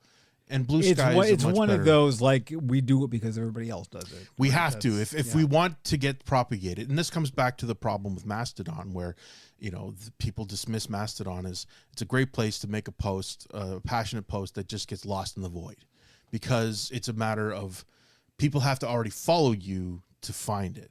And that's always been the issue. It's like, to me, that's fine, because I find the people that I want to follow, and I don't worry about discovering a lot of these things, because I let the people that I follow suggest things. If they're reposting things, that's how I find out about other people to follow, usually, because they feel passionate about this thing. They want to share it with everybody. And then I can say, oh, that's an interesting artist. I'd like to see more of what they have to say. So the problem with the whole like, oh, you can block them argument is that it's still platforming them, though. Yeah. And the one thing that we know that, like, that allows the right to gain a foothold is to platform them. And one thing that works is deplatforming them. Right. So it is strictly a tactical thing, right? But this is the one thing that Blue Sky is refusing to do. And so what Jay ended up doing was basically making fun of that. Yes. Was like making That was very light shitty. of it. The waffle post. It was shitty. What she did was completely shitty. And as the fucking head of the company, what are you doing? She's Elon Light. She thinks she's being funny and quippy and cute. And like you said, it's part of the Silicon Valley tech bro mentality. Yeah. And that's been inescapable, unfortunately, in all of this stuff, where people just want to have a reasonable platform that doesn't have hate speech on it. Is that so fucking hard to do? Is it so hard to moderate and say, don't have hate speech? Because yes, I get it. The libertarians freak out as if you say anything remotely negative about something, that you get thrown into the pit. And sometimes you should be in the pit for things you say. But consider why you're being thrown in the pit. This is why it comes back to moderation. Yeah. And unfortunately, nobody wants to moderate. People want to use fucking AI to moderate everything. And it is YouTube's biggest problem, in that they want to let AI moderate everything. So the AI will watch your video in microseconds and decide whether or not there's something that might be troubling on it, and then they'll shadow ban your video, and you have to find out that it's been shadow banned, and then you have to ask somebody to look at it, and then a more different AI will look at it and ignore and immediately reject your thing, and then you have to submit another proposal, and then if you have a certain number of viewers, then maybe a human fucking being at YouTube will look at it and say, oh shit, no, that shouldn't have been banned. Sorry, man. You're such a good poster. You're obviously one of our better creators. Yeah. Somebody should have seen this. Shout out Gamers Nexus. But Jesus, Murphy, they've got billions of fucking dollars. Like, these are mega corporations. And I understand that you've got, hundreds of thousands of hours of content are getting uploaded every second, whatever. But you still need to have an army of people, of human beings in this organization to deal with this shit. But you're already way past the capitalist mindset, right? Like, exactly. This is the thing. Exactly. The fewer people, the better. In capitalism. But in these social platforms, there needs to be human moderation, and they've done everything they can to run away from it.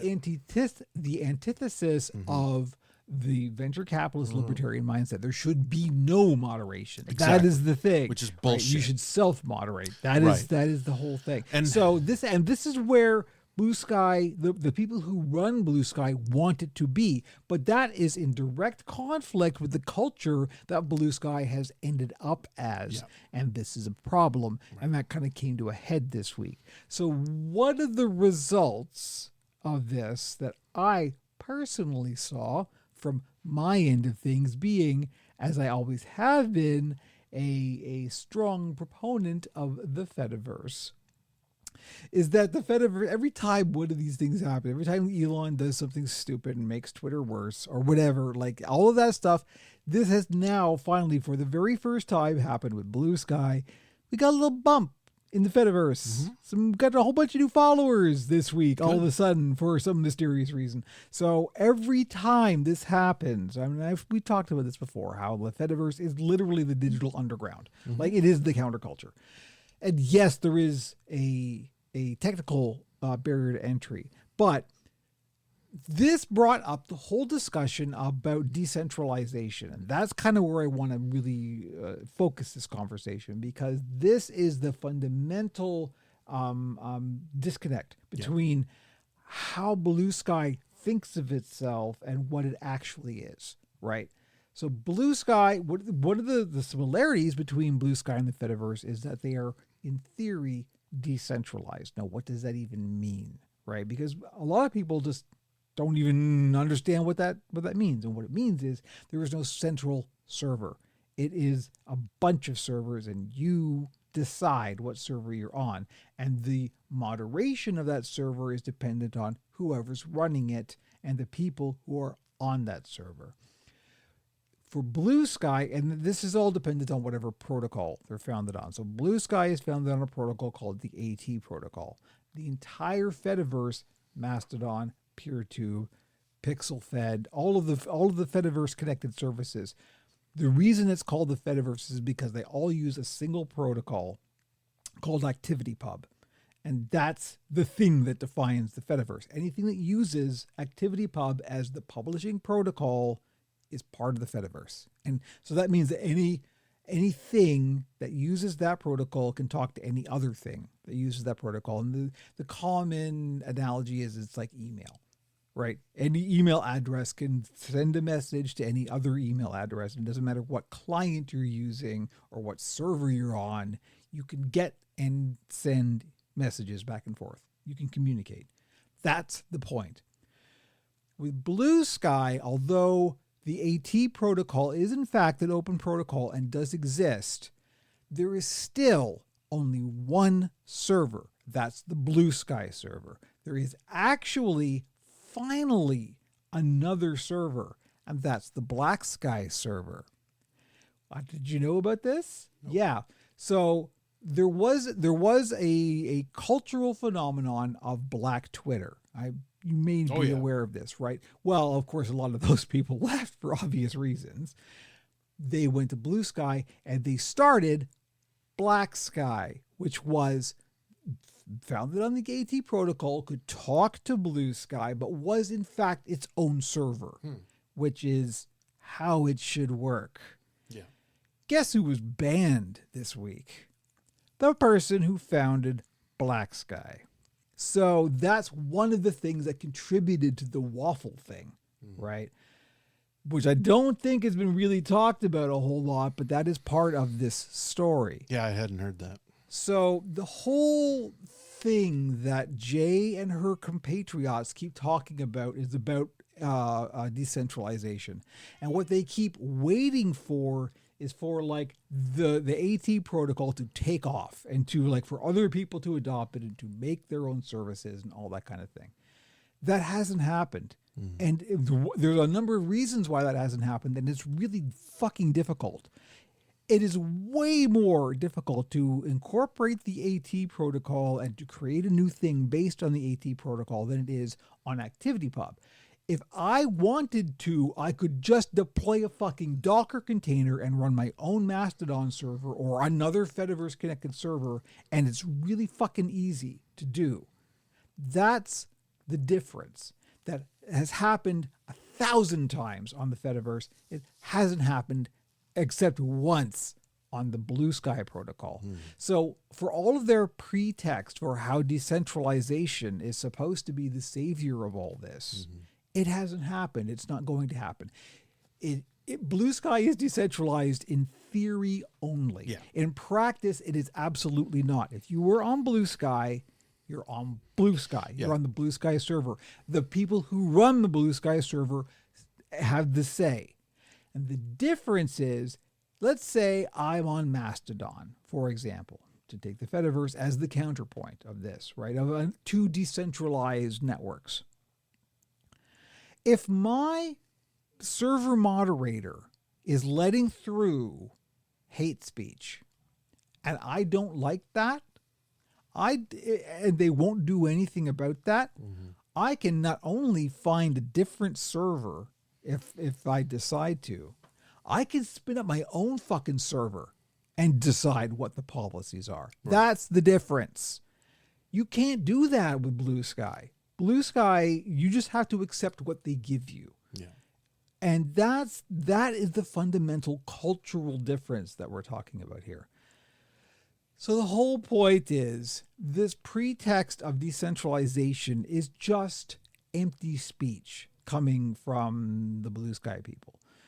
And as a result of all of this posting through it nonsense that Jay did, the Fediverse did see a little bit of an exodus happening this week. The honeymoon's over, basically, with Blue Sky. Yeah. This has basically been a wake-up call for a lot of people. Yeah. And that's good. It's good that now it's out there and people can understand that this is not... But of course, what's going to happen? It really is the next Twitter, in that the good and the bad, right? Like it's going to end up being one of those.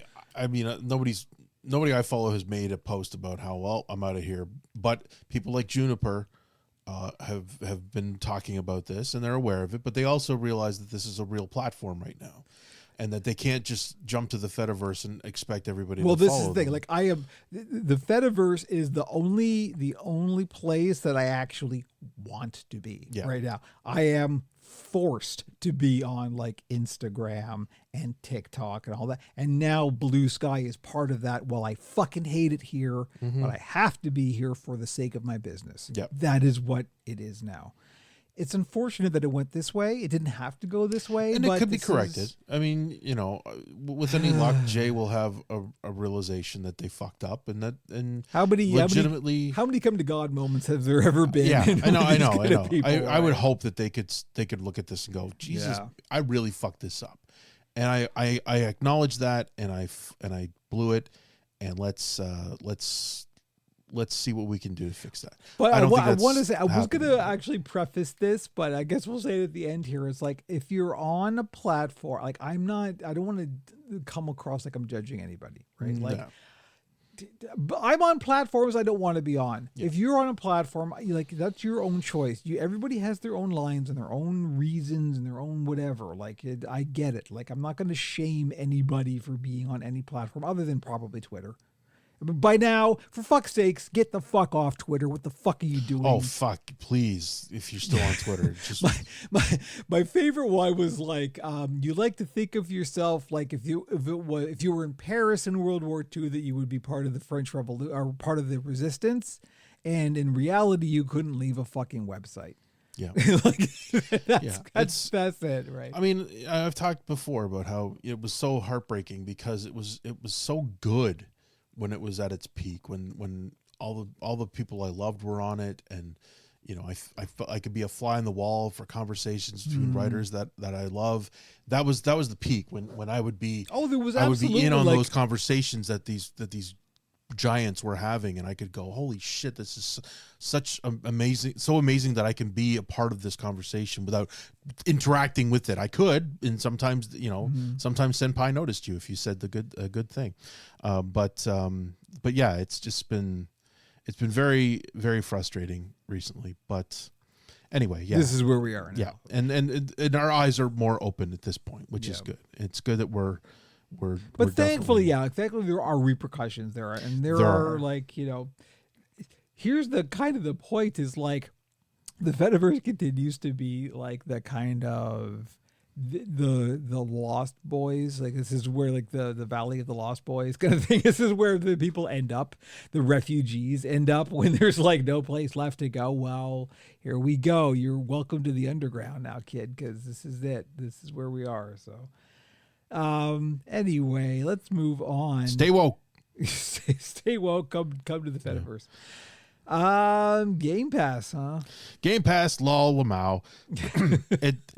In case you haven't noticed, the good people at Microsoft said, you know what? We're not charging enough for Game Pass Ultimate or any of the Game Passes. It's time to cash in. And they jacked the price up by 50%. I mean, holy shit. And this is mere weeks after they had to increase the cost of their hardware for, again, maybe tariffs, maybe other. You know that Xbox no one's buying? It's going to cost more now. Oh, and this, I'm good businessman. This has been largely disastrous. But the other argument, and the thing that this is amplified, is how disastrous it turns out Game Pass has been for Microsoft.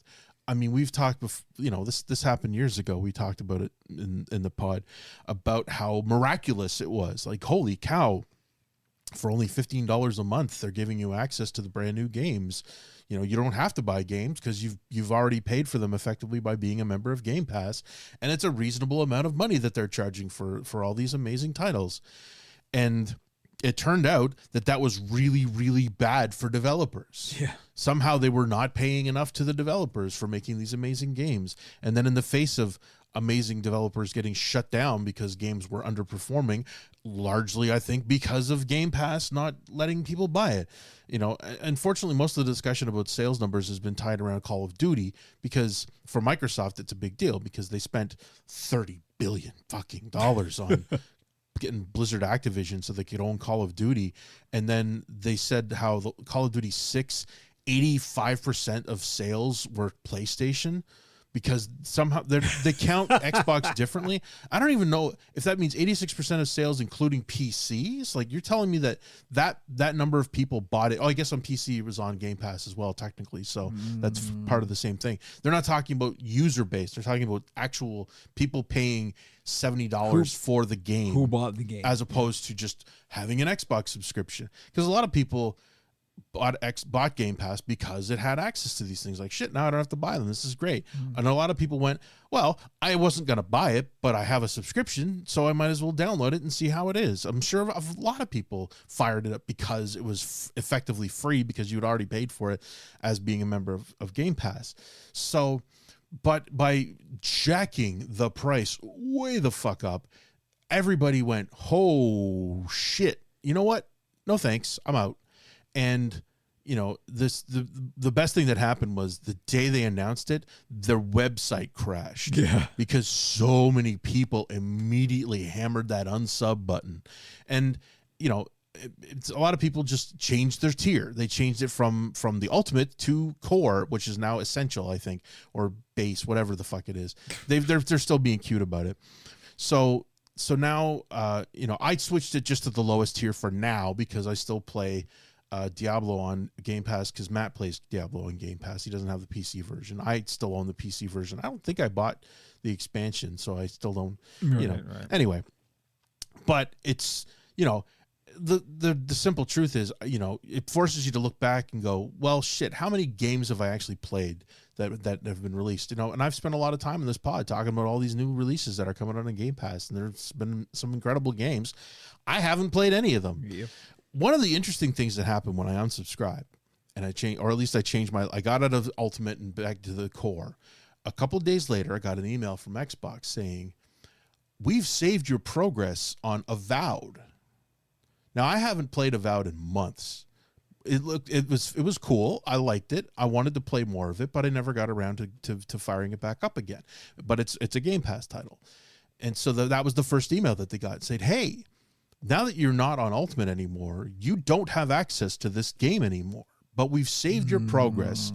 And if you want to come back to it and re-sub for Ultimate, you can have that back in a heartbeat. And the whole email is basically just an ad for Avowed. And I thought that was interesting, that was obviously, that has nothing to do with the new tier system. This is simply, if user unsubs from Ultimate, remind them of what they're not playing now because they're not in Ultimate anymore. Golly, I miss you. Yeah. And then I guess on top of that, so if you didn't immediately unsubscribe, then I guess they sent out an email saying you're grandfathered for the next couple of months or something, or at least the next month or so. Like, the new tier will not kick in until November, so you're still okay until then. So, like, had I not unsubscribed immediately, I would have only paid the $22.99 for Canadian for the October, November, and it wouldn't have been until the next phase that they would have charged me the new $35 fucking price. But it opened a lot of people's eyes. They went, okay, am I getting my money's worth out of this?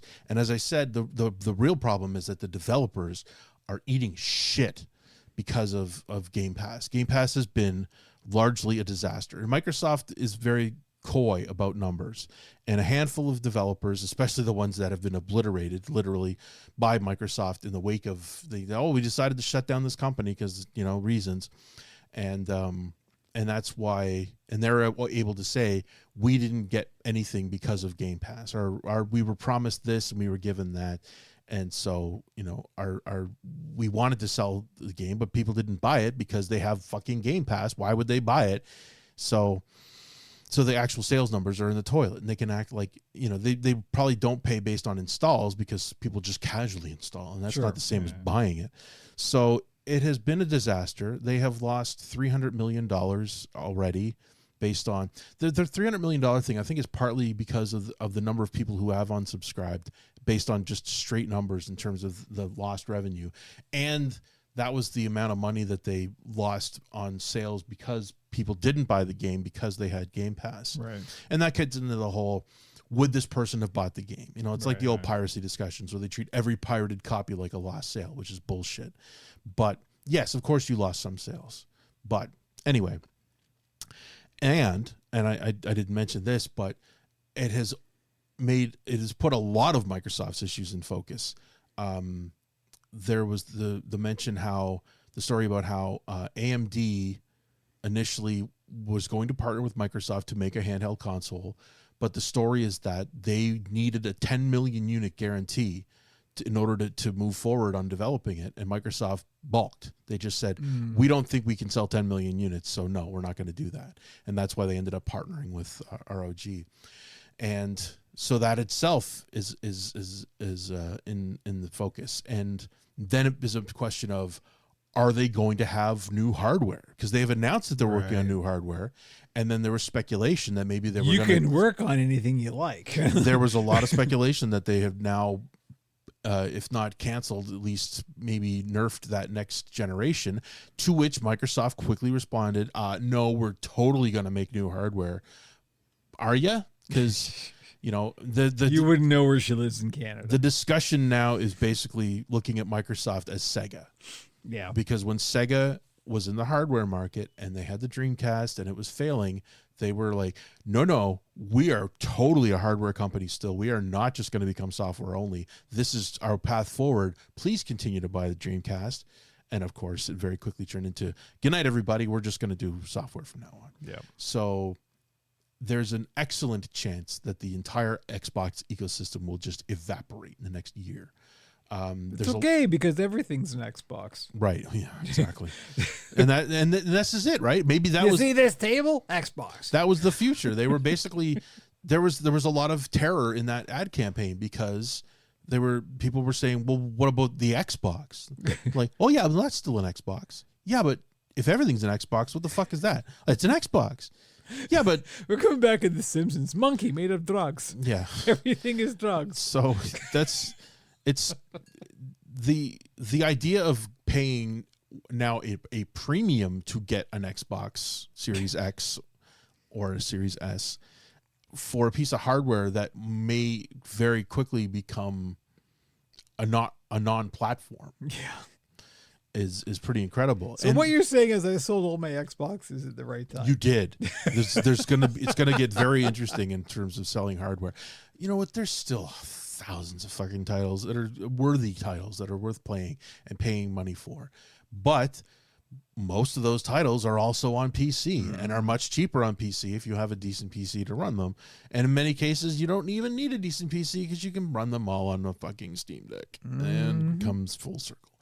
So be aware that we are in a very transitional period, and a lot of this does come back to the way Microsoft has treated developers, and the chickens are starting to come home to roost in that they have murdered a lot of very good development companies, and a lot of those frustrated people are now coming out and they're being clear about what happened under Microsoft's watch.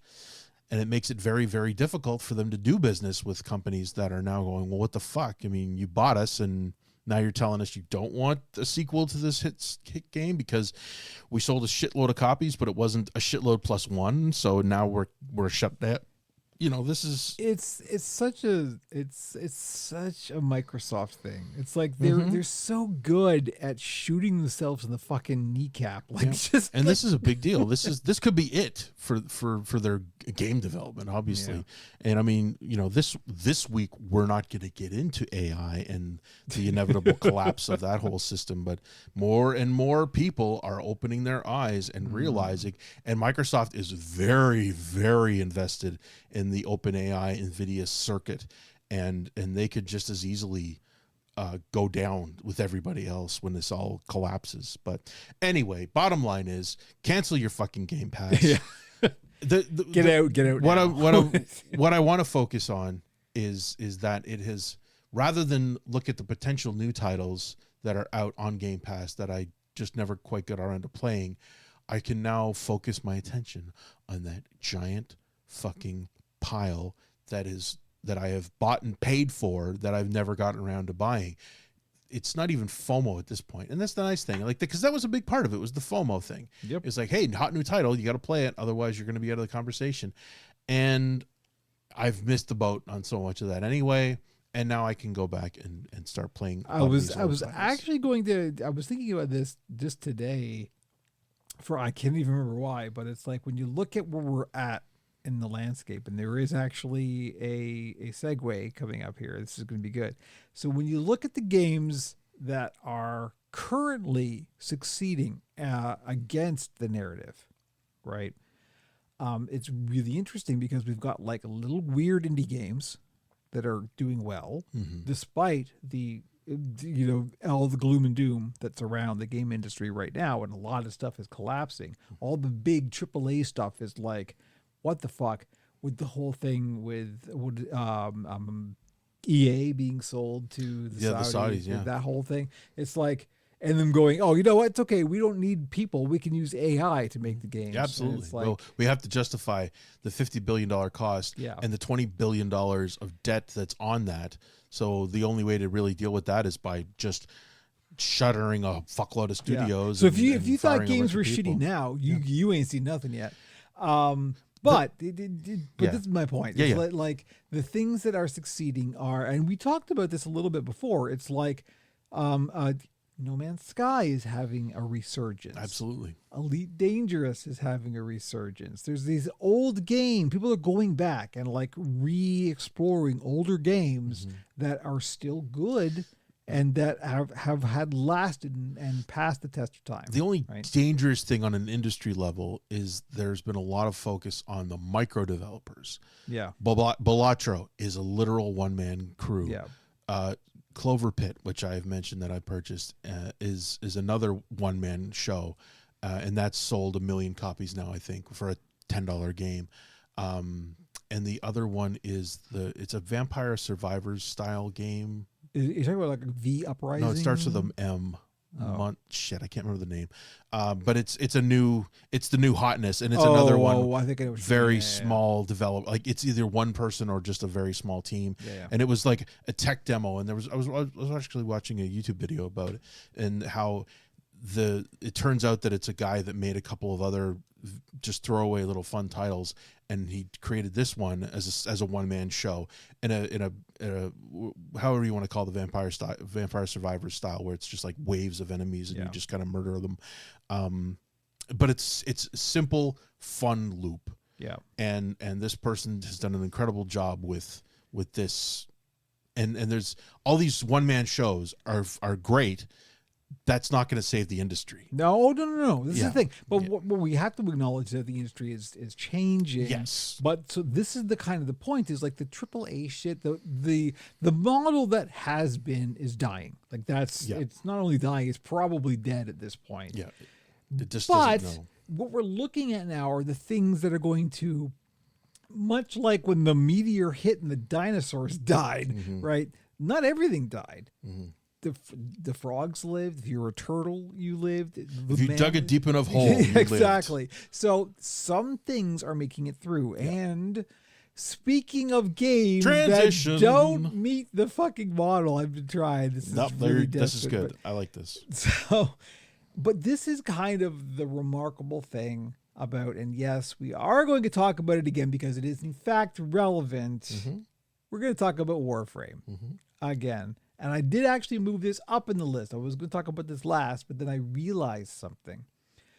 I started playing Warframe seriously. Now, I had tinkered with it a bit before, and I'd always bounced off of it.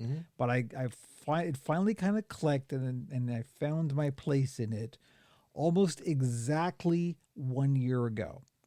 I started playing just before the Warframe Komai was released. And I remember, and the reason that I remembered this was because the first event that I can remember happening in game when I started playing seriously was the Knights of Nabarus, which is the Halloween event, which is currently happening. And that's what kind of triggered my memory. It was like, oh, hang on.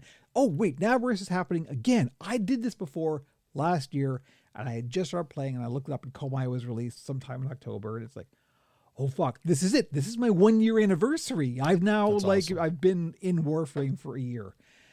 What a fucking journey. Oh my God. And this is where we're at. And I'm going to try and not just repeat all the effusive praise that I've given to Warframe over the past year, but it's kind of astonishing when I look back and all this happened. And as I've learned more about the game and as it has become more and more internalized, and not only the game, but the company that makes the game and the people who are responsible for the company who makes the game, it's just more and more extraordinary. What a weird and unexpected thing this has been. And I keep coming back to the Hunter Thompson quote at the very end of Fear and Loathing in Las Vegas when he's talking about Dr. Gonzo. And he says, there he goes, one of God's own prototypes, a high-powered mutant of some kind, not even considered for mass production. Too weird to live, too rare to die. That's Warframe. Yeah. That is exactly where we are with Warframe. It is such a weird, it doesn't make... It would be difficult to emulate what they've done. They're such a miracle on so many levels in this industry. And the fact that at this point in history, they're thriving. The numbers are bigger than they've ever been. It's 13 years on. And it's so important to recognize that it's because they're not trying to make infinite growth. Yeah. They're business people. There are business people in this company, obviously. Oh yeah. And they are looking at it going, hey, we're making good money. We're keeping all these people employed. We're obviously their investors are getting something out of it. And this is why I want to preface this by going, they're not angels. They're not perfect. They do want to make money, right. And there are microtransactions in the game. But the whole mentality of the company is why do we want to make money? Right. The reason they want to succeed is so they can just keep it going, so they can keep making a good thing. Yeah. And they know that the reason that they want to is to make the good thing, and the thing that will succeed is to make the thing good. Yeah. It's a self-perpetuating cycle, and they get that. Yeah. And Soulframe has been doing its own thing, and they've been building it slowly. It's wild to see how Soulframe goes, because that is a big chance that they're taking. And it's also for them, it's going to be a long game. Yeah. It's not going to be, oh, we released it didn't do well. It's they've been nurturing this for a long time, and coming back to Hello Games with what they did with No Man's Sky, even if it's dog shit on launch, but there's a kernel of something there, they're going to work on that. They're going to keep developing that. They're going to come back. They're not going to throw it in the dirt because it didn't immediately launch. I mean, Jesus, you look at the flip side of that when you got Sony and Concord. Yeah. They spent $400 million developing this fucking game and immediately gave up on it because it made more sense as a tax write-off. Yep. But that's the mentality of the mega corporations. I was watching a Soulframe dev stream at some point, and Steve, who used to be the head of Warframe, and then I got passed to Rebecca, and now he's heading Soulframe development. He was getting questioned about what's the monetization model going to be for it, right? And he was like, you know what, we don't know yet, right? Because our philosophy, our attitude is we want to make the game good first. Yeah. That's the goal. We make the game good, then we decide how we're going to monetize Exactly. it. That is the whole thing. So, and that's kind of the That's got to be the summation of how it's all working. It's just like and hope my hope is that EA dies a quick, painful death. Yeah. With this under this new leadership, this because it has gotten too big, in the same way Blizzard Activision has gotten too big. Yeah. And it cannot continue. In the same way that most of this shit cannot continue as it is, it has to collapse. It's the wrong model. None of it is sustainable. Is sustainability is what everything comes down to, and that's the biggest issue in the AI world. Is that everybody's, just as a quick aside, it's just people have. I deal with people at work who are advocates of AI, but what they are they're utopian about AI. They have a vision of what AI can be and how it can be very useful. And unfortunately, that does not jive with what it is right now and what that system is going to become. It's not going to be what these people want. It's much, much, much, much, much, much worse. And the system, as they desperately try to make the next big thing and everybody's gone all in on it, they're going to crap out, everybody's going to eat shit, and the entire world is going to burn. So enjoy your video games. If Warframe will hopefully continue as long as you still have internet access. Warframe will expect me to pull that one back. Know. I'm just saying it. Just keep your fucking eyes open, everybody. Please keep your eyes open. Well, it is kind of the point that I keep coming back to is like there is a kind of if you're going to call it anything, you can call this the underground, right? This is absolutely. The counterculture, and it will continue as long as there is internet access available to people. Then a game like Warframe can continue. And when EA eventually shatters into a billion pieces and all of these poor bastards are left jobless, hopefully they can also find small groups of people to make games with and make a living out of it and just continue in their own world. And that kind of is the point, is like the whole model that DE went for was like, we just want to make it sustainable. Yeah. And they have actually succeeded in doing yes. that. That is a rare thing, and that is not something that everybody's been able to do, because that's not something that people have set their minds on. It's always this infinite growth thing. Yeah. Warframe did not set out to have infinite growth. They set out to be sustainable. I'm sure a lot of game developers were run by even ones that we think are good were run by people who were like, let's just get this big and then we'll sell it to Microsoft. Yeah. And that was it. That was their goal, is we'll get nice and big and juicy and fat and we'll sell it off and we'll live like kings. Yeah, like, to be fair, I know that, like, I think it's Tencent owns like a fairly large chunk of DE. They're like shareholders. So there is that side of it, but it seems like at least so far they've been hands off. Well, they got their fingers in so many pies that this one is just it's kind of the thing that they don't really need to mess with DE. Hopefully, if they decided to take their money away, DE would continue. At least right now, things are going so well with Warframe that they're just like, okay. But yeah, so that's I don't even know what else to say about that. I mean, I think one of the things that struck me the most about over the past year of playing Warframe and seeing not just the game, but like the culture around the game, the community around the game, and particularly how the developers approach things. Like, they do so much charitable work, like way more than any other developer I've ever been aware of. And like, they do it for like, just because they feel like it, not because it's the right season or whatever. It's like, they just do it. And boy, oh boy, does the community respond. Yeah. Like, they knock the shit out of every goal they set to the point that they smash it. And it's because of this understanding among the community that's like, and it's community, and that's it really is. Most games don't have that positive community. I mean, Destiny's got a community, but there's a lot of toxicity in there as well, obviously. Yeah. I mean, don't get me wrong. It's not utopia. Oh, there are toxic people in Warframe, but there's so much positivity that it overwhelms the negative. This is exactly it. There's so much more. There's so many more good people than there are toxic people, that the toxic people just get shouted out. Exactly. Like they get muted, basically. It's easy to mute them, and that's the good thing. And it's just wild that that's the case. So I am so grateful that I've been able to find this thing. It has been such a like I can I have been in toxic relationships with games before, and I can acknowledge that and recognize that. And it's just kind of wild to be in a healthy relationship with a game. Like it's weird, but having stopped playing Destiny, I've still been watching a lot of videos about it. So it's funny how subconsciously my brain goes, you could get back into it. Yeah. But I mean, absolutely nothing I've seen has said, oh, this is worth playing the game again. I mean, we pulled Jamie back in a few times, but I don't think that's going to happen. And nothing I'm seeing that's anywhere near coming out is anything worth coming back to.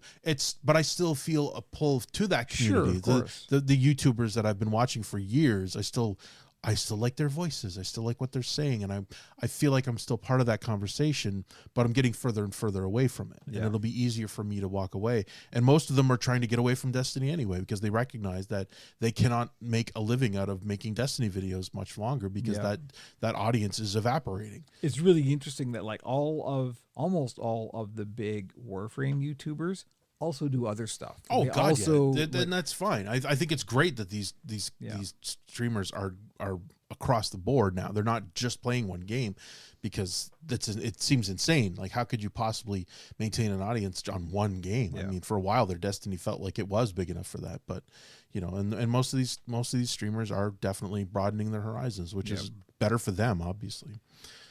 So the final note is that the Operation Puppet official Warframe clan, Pixels and Puppets, is in fact open and accepting new members. 70,000 members already. Yeah, there's 3 of us, and 2 of us don't play that often. It's just it really is kind of me.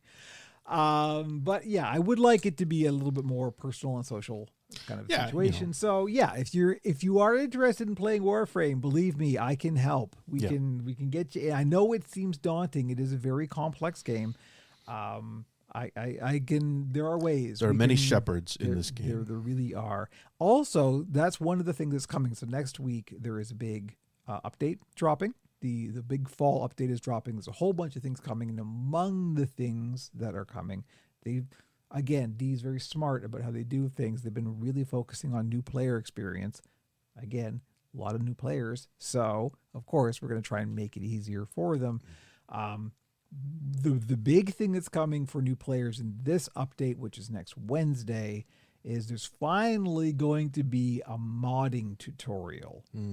This is one of the big first stumbling blocks when you look at the modding system, and I think Andrew himself had said, like, what is that even? It looks like a nightmare. Yeah.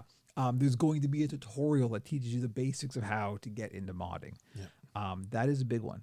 So I'm looking forward to that, and anybody will be able to play it. I mean, after playing for a year, am just beginning to get to the point that I think I get the theory crafting enough that I can start. I don't even try to start my own builds, but I'll take like other people's builds and kind of tweak it to my own preferences and that kind of thing. I'm at that point now, and it's working well.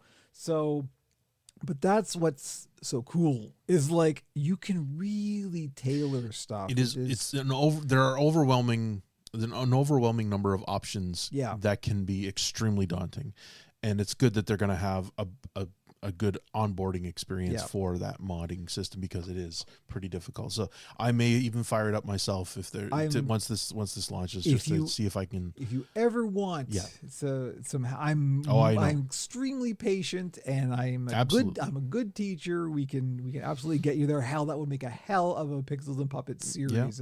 We'll Kevin see. teaches Andrew Warframe.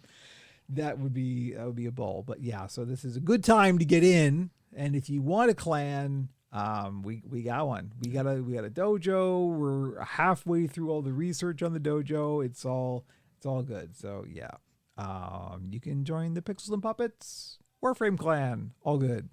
Anyway, that was a very good thing. Warframe is good. Warframe is healthy. Warframe is positive. Andrew? Oh yeah, negative things. Assassin's Creed.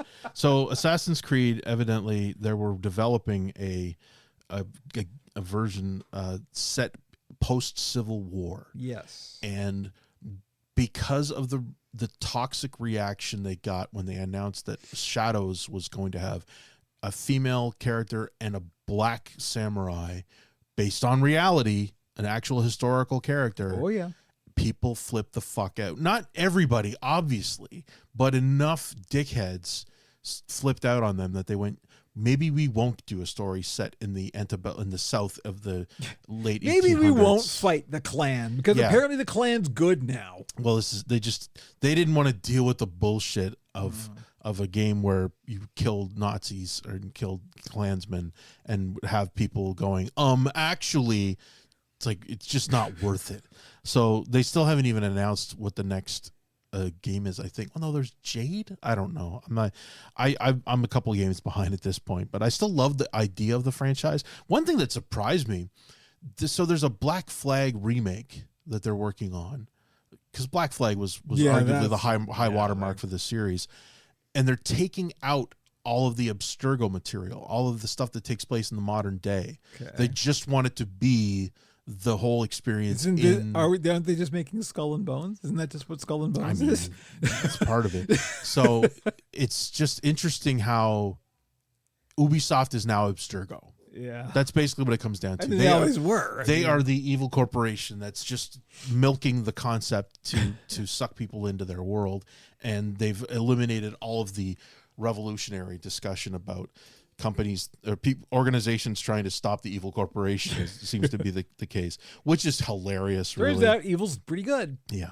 So I'm definitely on the fence about even playing a remake of Black Flag that would do that would take those elements out. I enjoyed it mostly, partly because in Black Flag, if I remember correctly, it was actually in Montreal. The offices that the modern era stuff took place in. So I thought that was kind of hilarious that they were effectively being Ubisoft.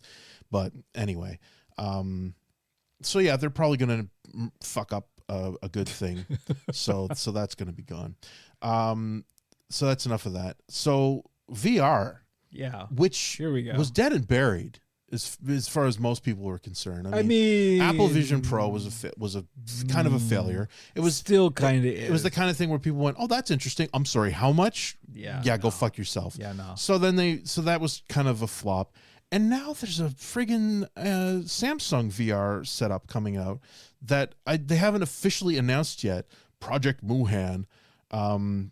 Samsung Galaxy XR. I don't know. They haven't really. It's going to be announced next week, I guess. So it's another. It's basically Apple Vision but cheaper, very similar. It's going to use a Snapdragon chipset. The XR2 Plus standalone. Yeah, it'll just be just a headset with all the shit on it. They've got 4.3K resolution per eye, so it's going to have amazing lenses on it. Nice.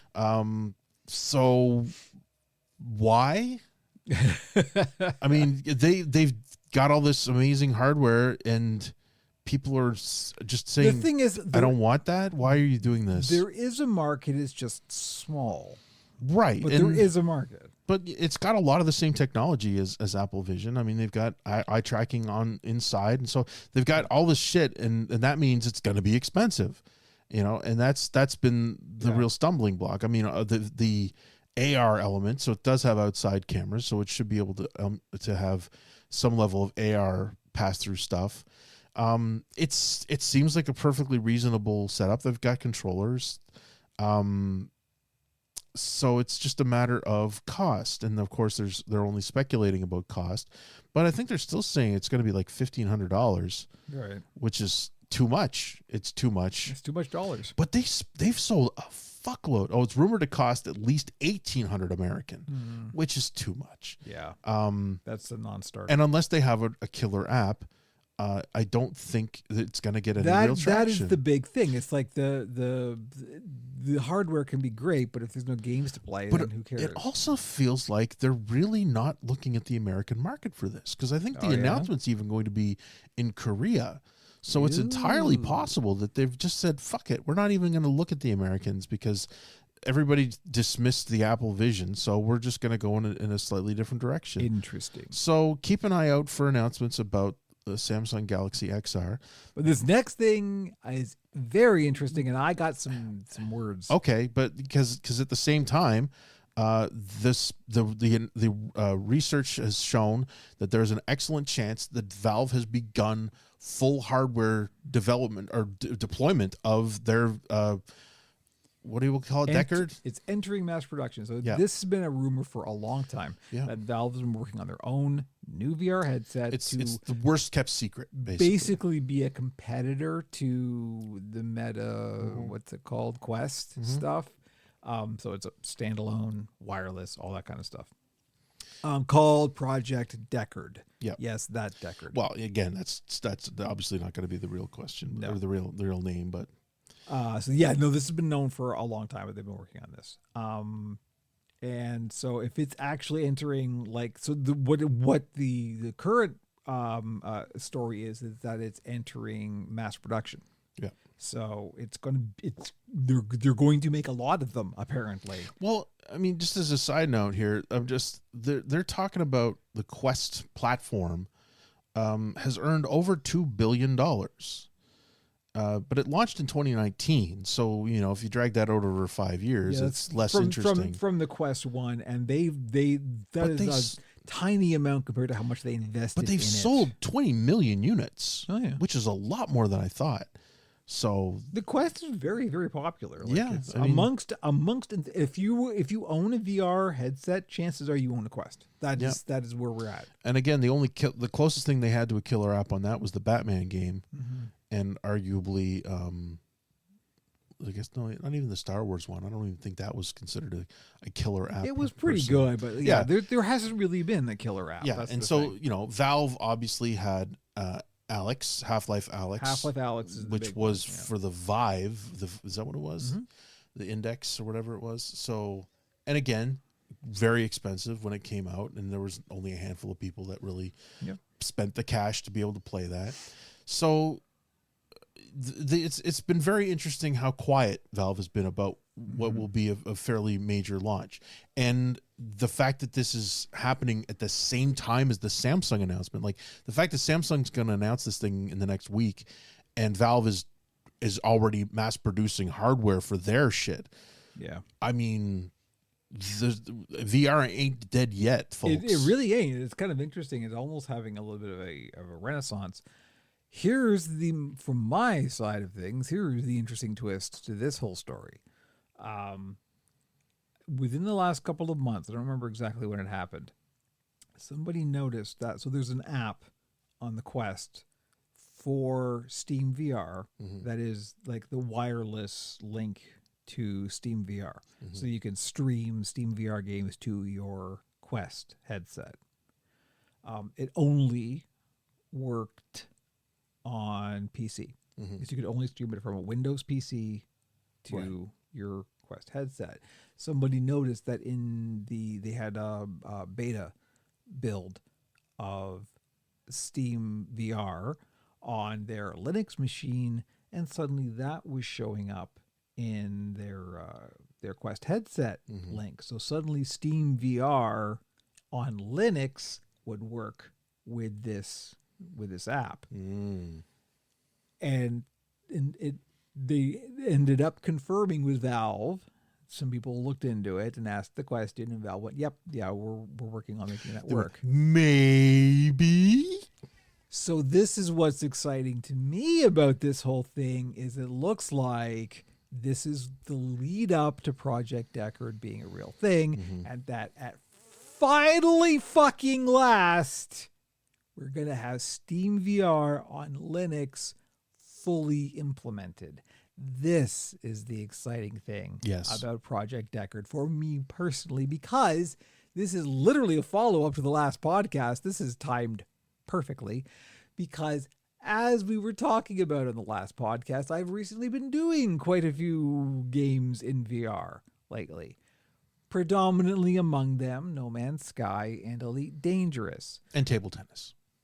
No, not at all, actually. But this is part of the conversation of me wrestling with, am I keeping the PS5 or not? Because currently, as we talked about last time, my only way of playing anything in VR is with the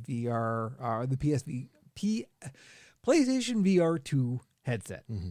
which works A, on the PlayStation, obviously, and B, only on Windows. Yes. So if I want to play No Man's Sky, I can play it on the PS5 or the PC.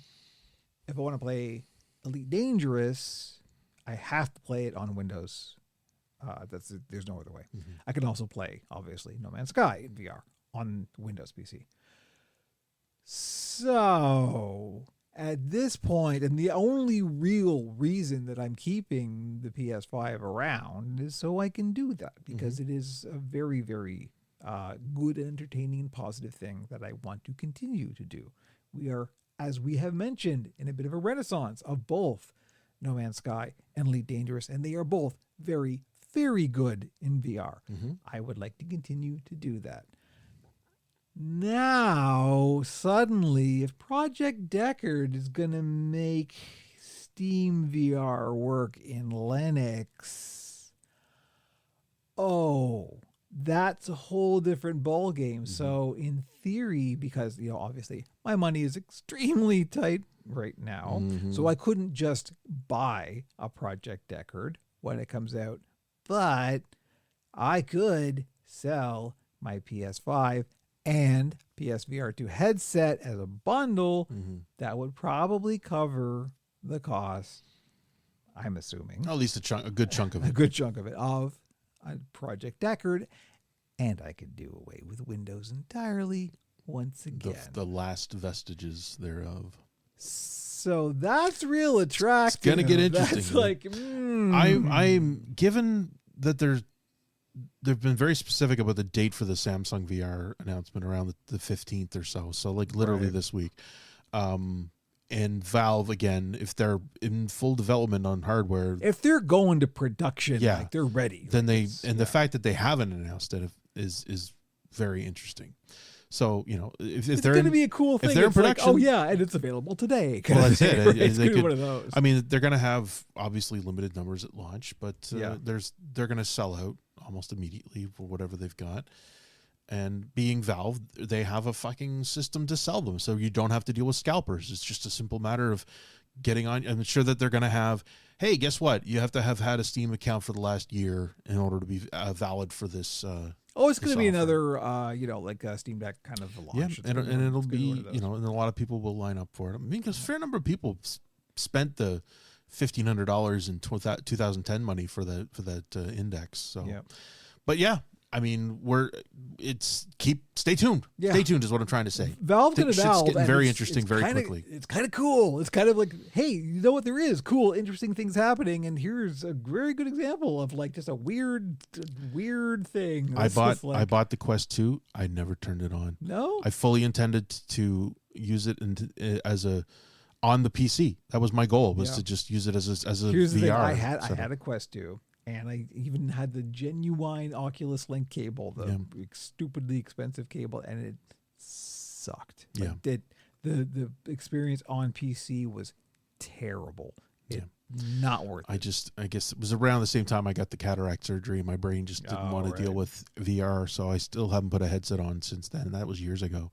So, I mean, I keep looking at that VR2 headset and going, fuck, I got to at least finish the Call of the Mountain, that Horizon Zero Dawn game, let alone everything else. But yeah, no, I'm given the amount of hardware I'm currently sitting on that I've never used, I'm going to find it very difficult to buy the Valve. There's almost no scenario where I buy the Samsung VR set. Oh no.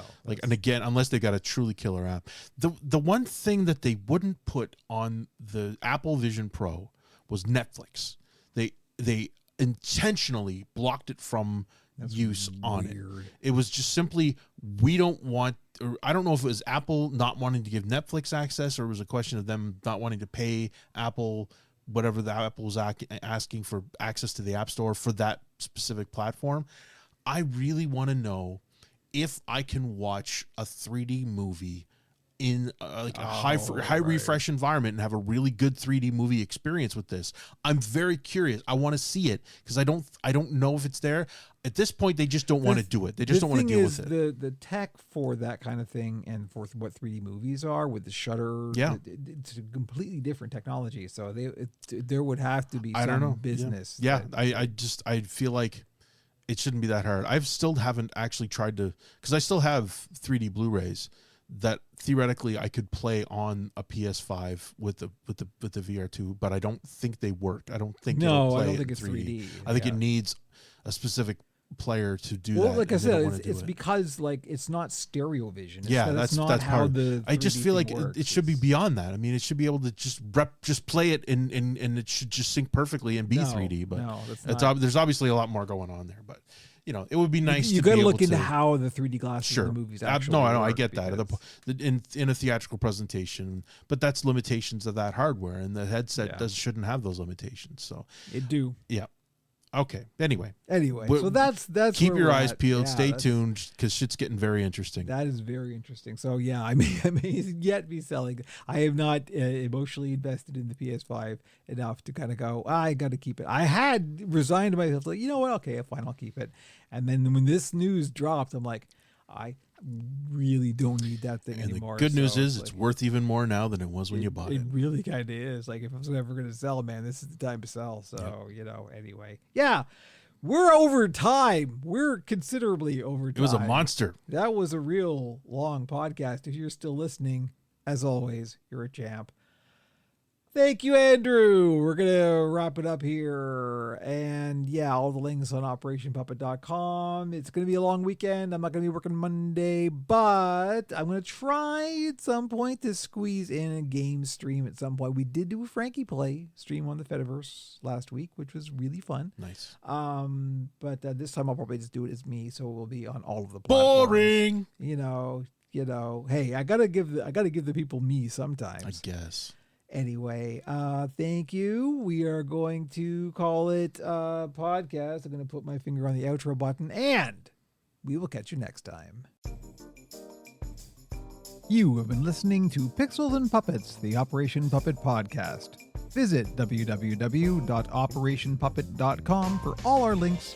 Tell your friends, give us a rating wherever you get your podcasts, and join us again because nothing is more entertaining than aging nerds giving their opinions on the internet.